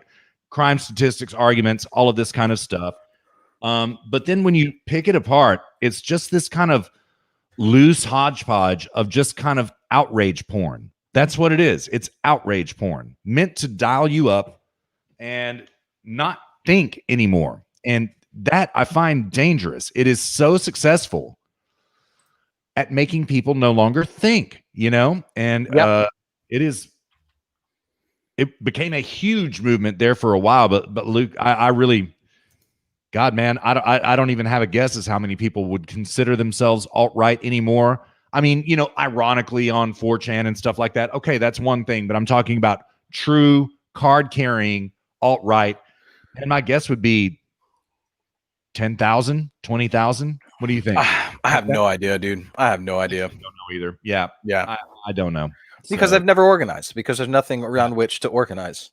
Well, they tried at Charlottesville, and boy, look what happened. They got theirs, So, that was a complete and total disaster. Yeah. It was a disaster. It was, man. So, and, it's not just, the president is quite correct when he said that there were good people on both sides, right? There were some good leftists there, but what ended up happening, dear listener, in Charlottesville, it was called the Unite the Right rally. What they were there to do was to protest the pulling down of Robert E. Lee's statue in Lee Park there in Charlottesville, okay? That's why they were there, okay? Now, there were all types of organizations from the right wing there, right? I mean, like the college Republicans were there, for God's sake, right? The alt-right was there. And Trump is quite correct. There were really good people on both sides, and he is still so maligned. And by this comment in the media and by the Democrats, it's absolutely disgusting, because what they say that they want you to think he said, it's not at all what he said. He called the balls and strikes, and he was correct, right? What ended up happening at that protest is that the police seem to be in collusion with Antifa in some way. Okay. And this is the truth of Charlottesville. Okay. Nobody tells you this. Okay. It's not in the media, but Luke and I happen to know it because we dig and dig and dig and research this shit. So we just know. Okay. It was a peaceful protest, but then early in the morning, Antifa showed up and just started clubbing the shit out of people from the Unite the Right rally. Okay. And what the police ended up doing was cordoning them off into a group that was outside of the park and making everybody from the alt-right, from the college Republicans, from Identity Europa, all of these hundreds of different groups that are kind of basically what you would call sort of right-wing, making them run through this Antifa crowd and just get the shit beat out of them to go protest in the park. That's how this went, right? And then it culminated with with James Fields running over Heather Heyer, right? And now he's in jail for 400 years, dear listener. 400 years? Yeah, with no possibility of parole. He is under the jail. Yeah. Oh man. So you could build a cathedral in that amount of time. Yes, you could. Yes, you could. And so that's just how it went, dear listener. And now the way the alt-right lost it, okay, was that rally that they had where they were carrying, and Luke and I've invoked this in these hallowed halls numerous times, where they were carrying tiki torches and white polo shirts and khakis going through a park saying Jews will not replace us. You morons. You absolute morons. And Luke, you can just kind of tell it. You can get all of their pieces. Yeah. It's like in their WhatsApp group. They're like, yeah, you can get tiki torches 5 for 1 at Walmart, That's what they did, dude. That's exactly what they did. They should have bulk ordered them.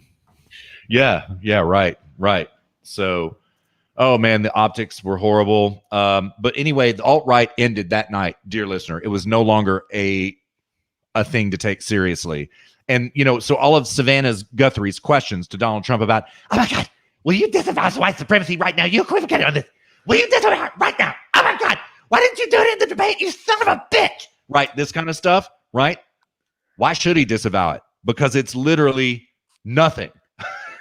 And we have ADL and Homeland Security coming out and saying that, oh my God, these white supremacists, they're the greatest domestic terrorist organization in the world. It's bullshit. It's bullshit. The greatest domestic terrorist organization in the United States is Antifa, right? And BLM right behind them, but they are one and the same, dear listener. There is no difference between them. It's not white supremacists. This is just some LARP. That's all it is. It's just a LARP, and an unprincipled one at that. And Luke, as we have also argued many times in these hallowed halls, damned if BLM and Antifa don't have principles, and they do. And oh, totally. That's what makes them dangerous and effective. Is because they actually have principles. Yeah. Yeah, dude, I'm gonna read a series of tweets that I put out a couple days ago on this whole condemning white supremacy thing with Trump. Oh, good. Yeah, bring it. I read those. Bring it. I said the left wants at real Donald Trump to condemn white supremacy because doing so implies that at some point he endorsed them.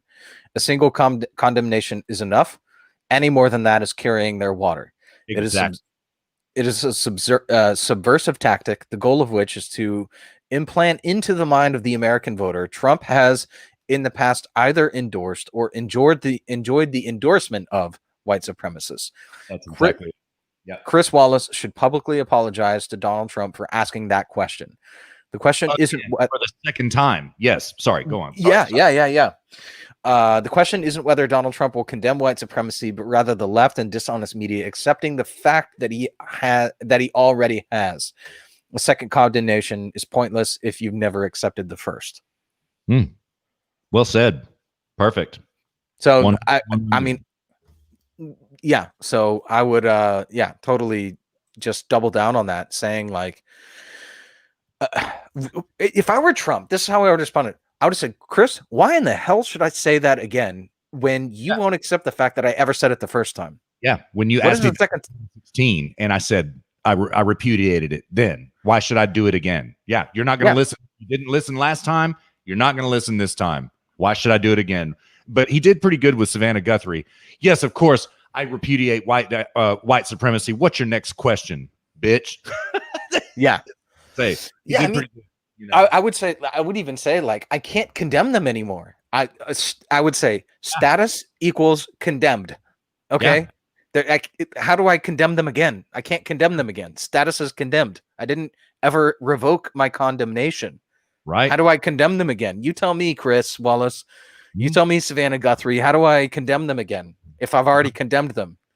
Do Uh-huh. you not understand that I already have? Why are you asking this question? Why are you wasting the time of millions of people even asking this question? Exactly.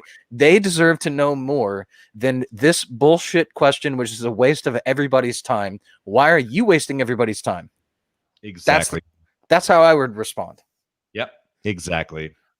Um, but instead, I will say, and it's not a great look, he gets dragged into the deep end on this question every time. I think because, frankly, he's so sick of answering this question and he's now insulted by it. And I don't blame the man, but he should handle it exactly the way you just said. You know what I mean?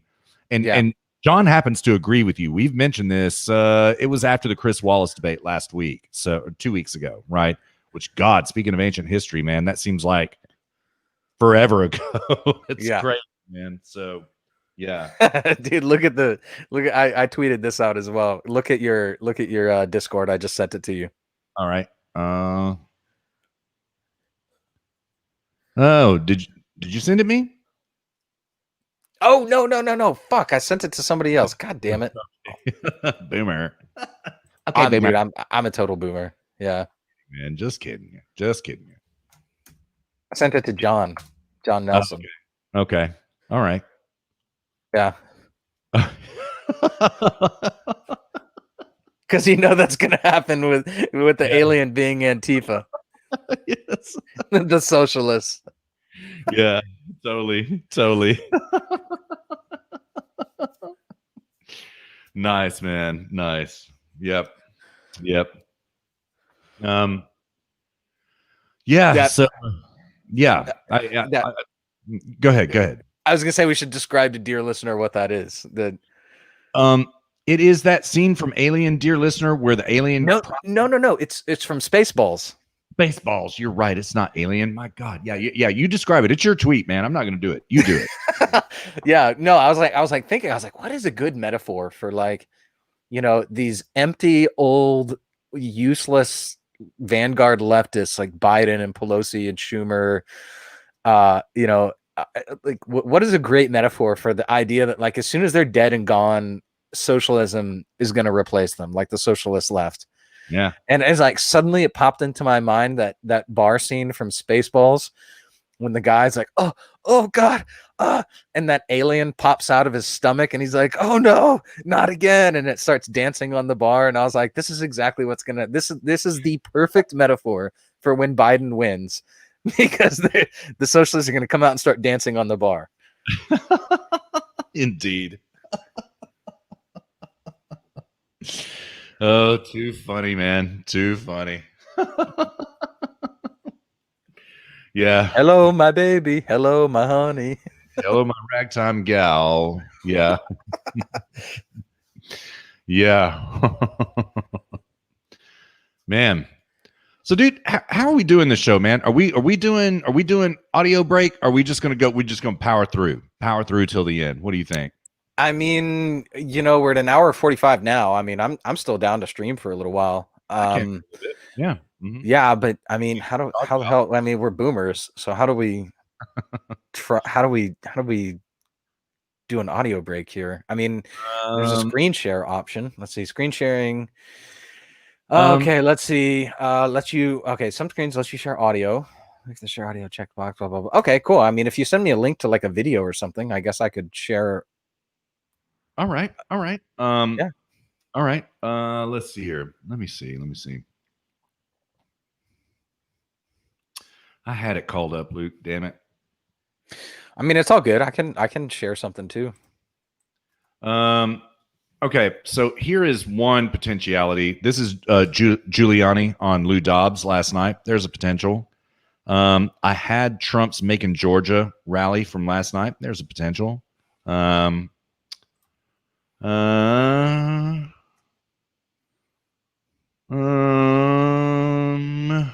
God, God, man, just looking through my show prep, it's incredible, man. I have so much audio. Why And don't we just do this Giuliani on Lou Dobbs? you want to do that? Yeah. All right. Cool. Let's see if that. All right. We'll see if that. All right. Hold on. Let me see if let me make sure. 8 seconds precisely. So yeah. Let me see if I can de-boomer here. And you can do it. You can do it, Dad. this goes out to Hillary. That's our Hillary. Oh my God, we should play that. We have played it before, man. So. Oh, we're gonna get copyright strikes. Oh yeah, that's true. We would. Yeah. Mm. Oh, by playing Lou Dobbs. Yeah, no. The Hillary song. Oh yeah, they would come at us. Yeah, for sure. It's for Hillary. All right, tell me if you hear this. All right.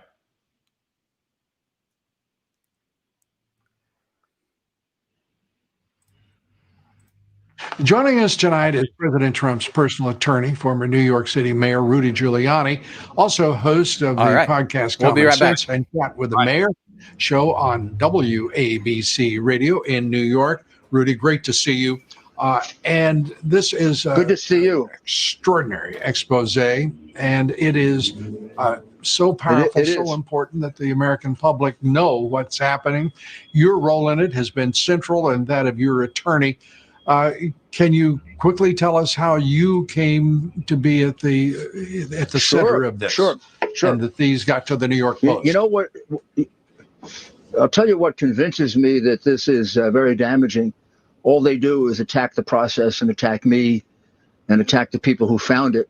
They can't attack any of the substance of the emails, the texts, or the photographs, which are clearly Hunter Biden's. No question about it. And I'll explain that in a minute. So here's how we found out about it. Hunter Biden brought this hard drive in to be repaired, I'm going to say about 1.5 years ago. He left it with a merchant. The merchant repaired it and then tried to reach Hunter Biden to give it back to him. He could never reach him. 90 days passed. At 90 days, according to the agreement signed by Hunter Biden, which I have a copy of, the hard drive was abandoned, became the property of the merchant. A few months later, the merchant started hearing these things on television that the Bidens were saying and was being said about them, and he became very nervous, and he decided he better take a look at what he had because it might be criminal in nature. So he opened it up, looked at it, and his words were shocked. He said he was shocked when he looked at it because he said the pictures were disgusting, they were dirty, they were pornographic, and they had clear evidence of any number of crimes right on the pictures. And then he said he went to the texts and the emails, and even though he didn't know much about the situation, it was clear they were hiding money, laundering money, involved with the foreign countries we said they were involved in. He was particularly angry because I was being attacked about Ukraine, and it showed the whole Ukrainian transaction. So he called in the FBI. He gave it to the FBI. He told the FBI agent that he was afraid that something might happen to him.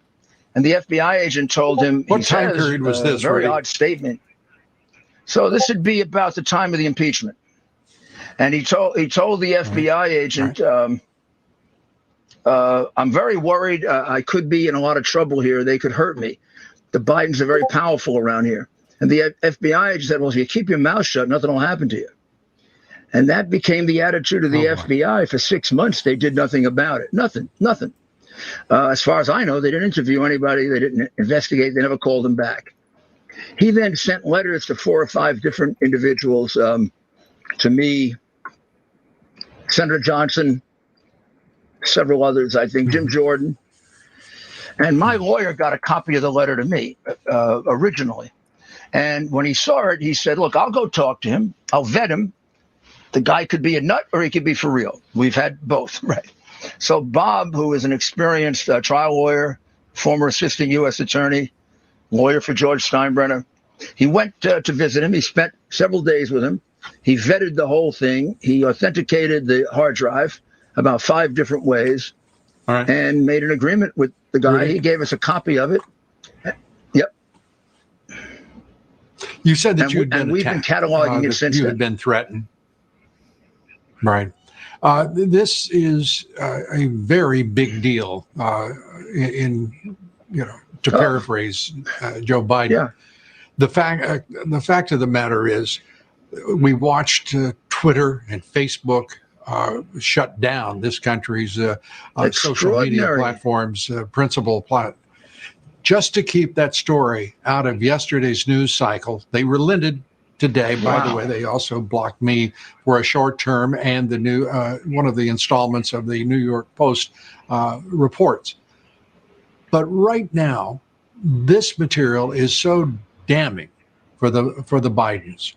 The national media the left-wing media isn't even asking questions of it, and they've had two perfect opportunities to do so.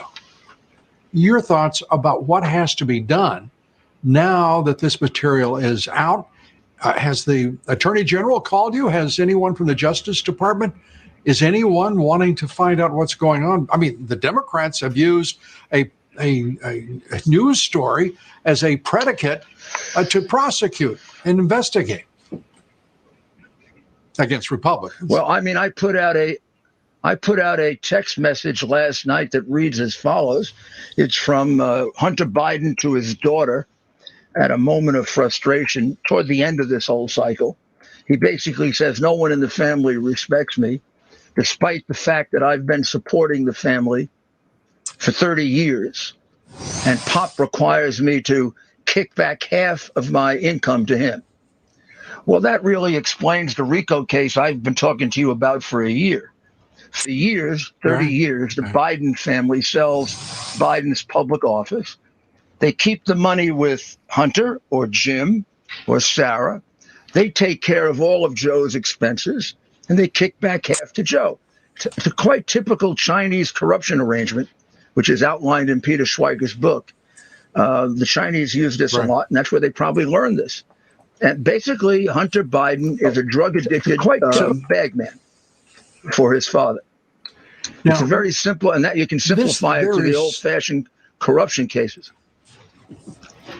Well, you're one of the country's at one time one of the country's foremost in U.S. attorneys and prosecutors. Is there not enough in all that the New York Post has reported, plus whatever you may or may have additionally? But is there not enough here for a full-fledged investigation? I mean, we're talking about millions of dollars from China, Russia, and Ukraine. Given the evidence that I've turned over to them going back to January of last year, I mean, there's enough for a conviction. I mean, I would rate this case as one of the easier RICO cases that I ever had. And I'm the one who started the RICO prosecutions, not only of the mafia, but of white collar crime and political corruption. This is about as easy a case as you're going to get at this level. You've got 5 witnesses. You've got video confession. You've got now emails that are damning. And you have an explanation of the distribution of the illegal money that Hunter Biden provides. And there are more emails and texts that explain how Hunter Biden divides the money and the father gets some of the money. So Joe, when Mr. Zlochevsky wanted to get his company out of trouble, the most crooked man in Ukraine, he hired Hunter, but that money was for Joe, and it was for Joe to save his company, which in fact he did. In February of 2016, the prosecutor who supposedly wasn't investigating the case, which is a big lie. But yep. Rudy, I've got to interrupt you because we're coming up against one of those computer-driven hard outs. Your sense of the urgency at the Justice Department to find out what is going on, both to go after social media and big tech for absolutely shutting down the freedom of speech and free expression in this country on this story, on this candidate, and this evidence that looks, as you say, it looks to you like a conviction, but worthy of investigation. And immediately we're 18 days away from a presidential election. Will Bill Barr do anything? Will Bill Barr's attorney, his Justice Department, do a thing? We got 30 seconds. There have been so many of these that I think it is absolutely necessary that both Bill Barr and Christopher Wray, as soon as the president comes back, sit down with him and explain what the hell they're doing. I mean, you look at the Brennan thing last week. That was hidden for 4 years. We never had to have the impeachment inquiry. Right. I gave them all this evidence. I gave them all this evidence a year ago. They did nothing with it. Ukrainians gave them this evidence 2.5 years ago. They did nothing with it. It's an outrage. We don't have a justice system in this country. I think the American people. Yeah, I think the American people are if they weren't already aware of it, this certainly should be the final requisite. They should be eye opener for everybody. Rudy Giuliani, it's always great to see you. Thanks so much for your time. Good to see you.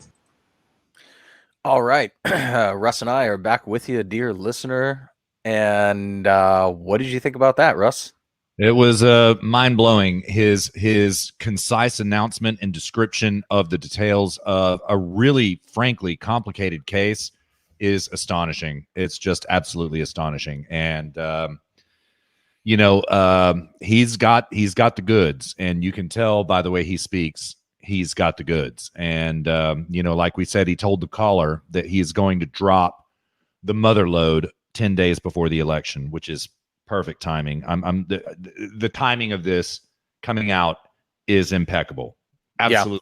Yeah. So yeah, pretty pill of coloring to learn about Bill Barr. Yeah. Mm-hmm. Yeah, it is. It really raises, pill of coloring aside, man, it really raises a lot of questions about, dude, where in the hell are you? And what in the hell are you doing? What in the hell are you doing? And Rudy Giuliani said it best. We have no justice system in this country anymore. It's terrifying, dude. It's terrifying. Yeah. Let me ask you a question. What are your predictions from all of this? What do you think? With Bill Barr and the investigation? The investigation. Joe Biden, does he skate? I'll just come out and say I think he does. I think he skates. Yeah, I think he does. I don't have faith that he's actually going to get prosecuted or anything, real is going to happen. Yeah. I mean, if Trump's not reelected, which again, we've already predicted he will be, he will be reelected. The question is whether the left actually steals it or not. That's the only question. Yeah. If Trump is reelected, then I don't know, dude. I'm kind of the opinion at this point that Barr would need to be replaced. Yeah. Perhaps he's compromised. I don't know. Hashtag me too. I don't know. Yeah. With whom, I don't know. I would love to see Sidney Powell there once she finishes the Flynn case. I would love to see her there. I would love to see Victoria Tensing. I'd love to see Joe. Just somebody. And it's all too much talk. William Barr says the right things, but Luke, man, I will just be damned if I did not think about in the very beginning when he was appointed, he is somewhat compromised because his father literally gave Jeffrey Epstein his start in the world of corruption at the Dalton School. He did.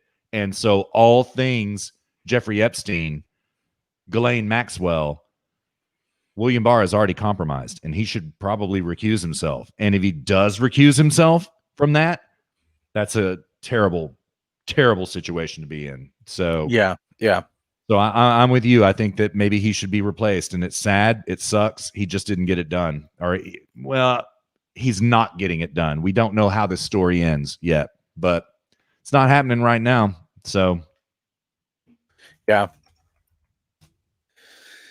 Yeah, we'll see, dude. We'll see. Yeah. But I like this video functionality. Yeah, I do too, man. Yeah, it came across well. It did. So, well, yeah. And it almost makes me want to do some grab bag special type stuff, like video style. Right. We could do that. Yeah, I know. Yeah. The potentials are endless, just endless. So, yeah. No, man, but that is pill coloring. I think the Bidens are going to skate. Now, the question is, does a preponderance of evidence come out such that it costs Joe Biden the election? That might happen. And look, and by the way, this is one thing when we were talking about all this bullshit earlier. Why do the Democrats not distance themselves from this situation? They don't. They're all in. These tweets I have from what's his name from Connecticut. I've got the article here somewhere.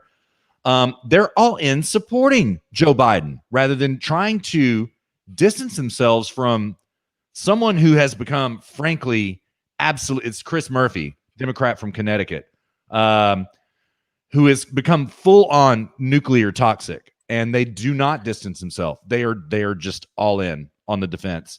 Oh, this is just a smear. This is just a fake October surprise. Oh my God, this doesn't mean anything. You had Adam Schiff coming out and grandstanding last night about all this and that. But no, I mean, I suppose that it must mean that if you dig deeply enough, that you find out that they're all implicated in this. Is my guess. That's my serious guess. And maybe even some Republicans along with them. So, yeah. I wouldn't be surprised if that's true at all. Indeed, sir. Totally. Yeah. Dude, let me ask you this. Do you know about Howie Hawkins? No, sir, I don't. I watched a couple of his interviews a couple of days ago, dude. Okay. Do you know who he is? Vaguely. He's the Green Party candidate. Yeah. Yes. Okay. All right. What did you see? What did you think? I don't know. He's kind of weird. Like his way of speaking is, I don't know. I mean, if you want, we could grab bag a little bit of Howie Hawkins if you want. Yeah, let's do it. Here, I'll start seeing if I can find it, man. Do you have it pulled up? Hold on one sec. Yeah, I think I have. All right. Like, this is, the Bernie bros are they're deciding, do I vote Howie Hawkins or do I not vote at all? Yeah, pretty much. Yeah, I can see that. Yeah. Howie. Okay, here we go. All Howie right. Hawkins answers your questions. This is going to be rich. Great. Yeah. All right. So this is the Green Party candidate, dear listener. We're doing some live GBS here. Well, I mean, we never edited GBS. We always let it be, but no, never do. Yeah. Yep. All right, let's see. See if I can share the correct screen because I'm a boomer. Yeah. All right, boom. All right, Howie Hawkins. Yeah. All right. Let's see what you got. You have the floor, Mr. Hawkins. Hold on, I have to uncancel him. Do you see? Yeah, I did see that. Yeah. All right. Uncanceled. Yeah. All right, Howie Hawkins. Let's see who you are. Oh, damn. I don't hear it. You have no audio. No, sir. You have no snare in your headphones. No, sir. No? Mm-mm. Well, that's weird because I heard Lou Dobbs just a second ago. What's going on? What's going on here? It's got to be. What about now? No, sir. Oh, wow. Boomer fail. Yeah. Huh. Let me check my rig here on my end. I know what happened. I know what happened. Okay. All right.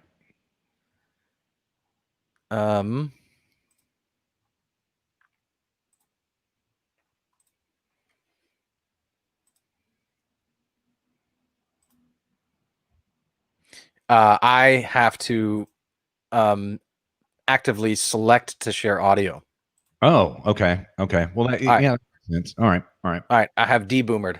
All right, good. The fight for those things going on right through November and beyond, because it's clear that Joe Biden and the Democratic Party are not going to support those things.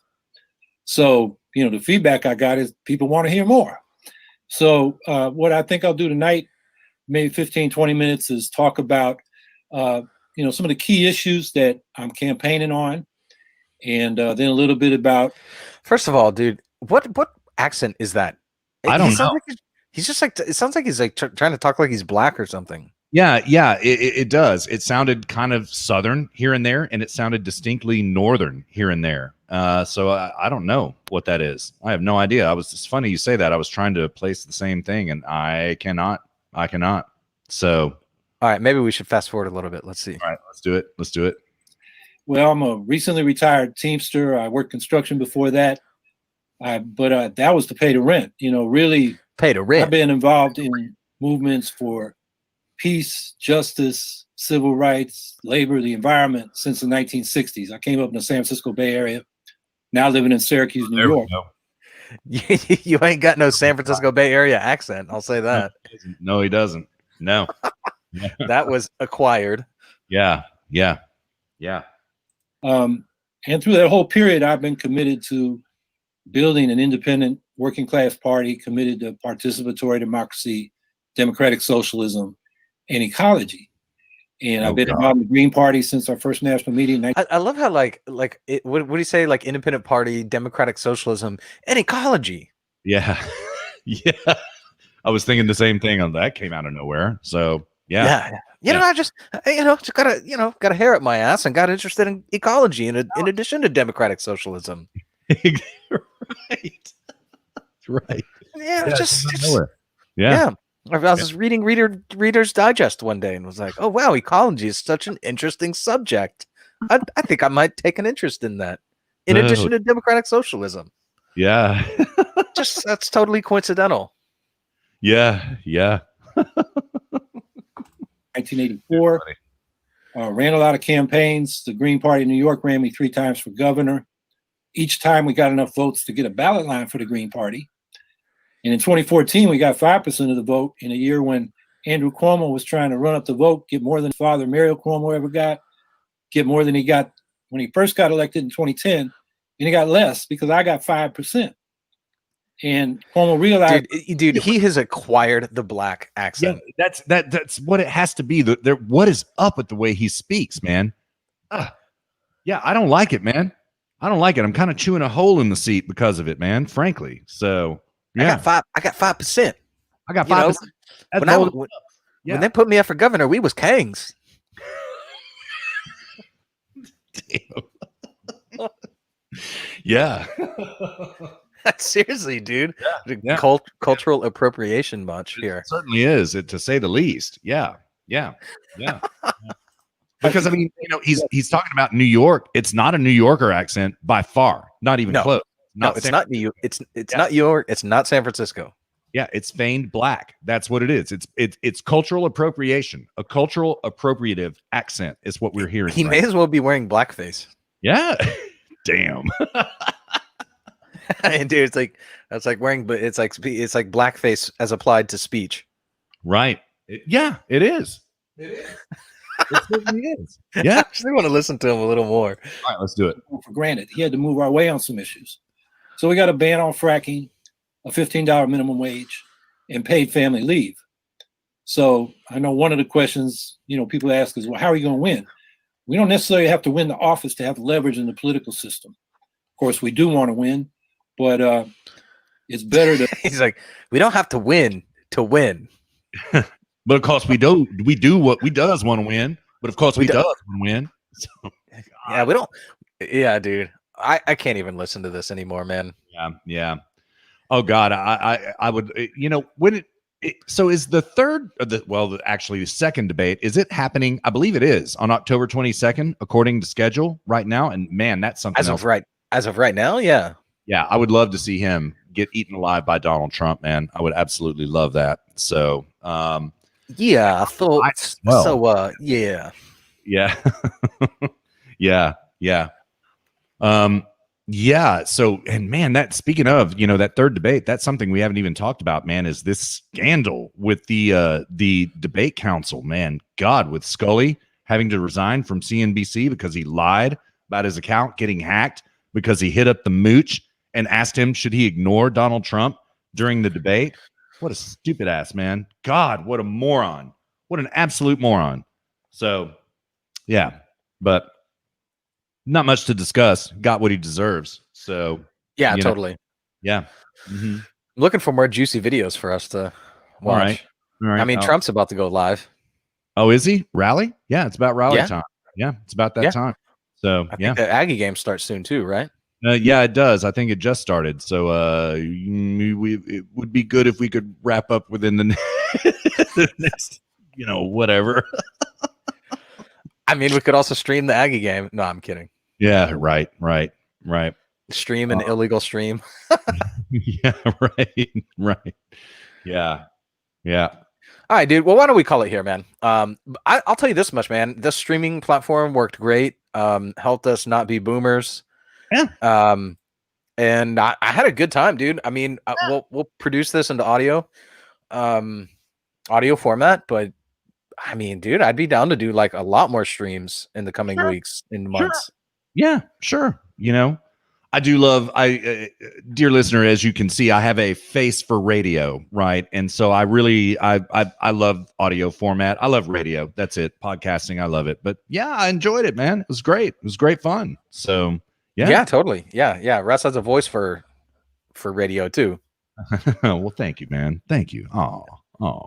So all right, dude. Well, yeah, man. Let's wrap it up here. And I don't know, man. I'm down to watch the Aggie game for a little bit. Yeah, hashtag me too. Most definitely, man. And we could probably do it and we cut together. We probably could. So I can find a way. So yeah. All right, dear listener. Well, thank you so much for joining us. On this track, dude. What am I doing, man? We're live streaming and now we've got everything all backwards now, dude. You always sign us out. Come on. You want to run us through my socials real quick? My socials. Yeah. Dear listener, don't forget to follow it. You can follow me on Twitter at Luke for Skinner. It's also in the stream video. We've got a comment here. Oh yeah? Yeah. It says Dave. My dad actually says I am feeling marginalized as a boomer. No offense, Dave. Sorry about that. It's just it's just the talk of the time. That's all. Yeah. No, I mean, we use boomer as a term of endearment. We love our boomers. Absolutely. Yeah, we've got the best boomers. We love our boomers. So yeah, I mean, I can only seek to ascend to boomer status so that hopefully one day I can have a reverse mortgage and a retirement, Exactly. And sell out our country in the process and buy cheap illegal maids and pay them in lawnmowers and all that kind of stuff. But hey, who's keeping track? David, yeah, exactly. I mean, look, we're just getting back to our Greek roots here. It's like all I could want is a couple QT Macedonian slaves, and I'm boomer status achieved.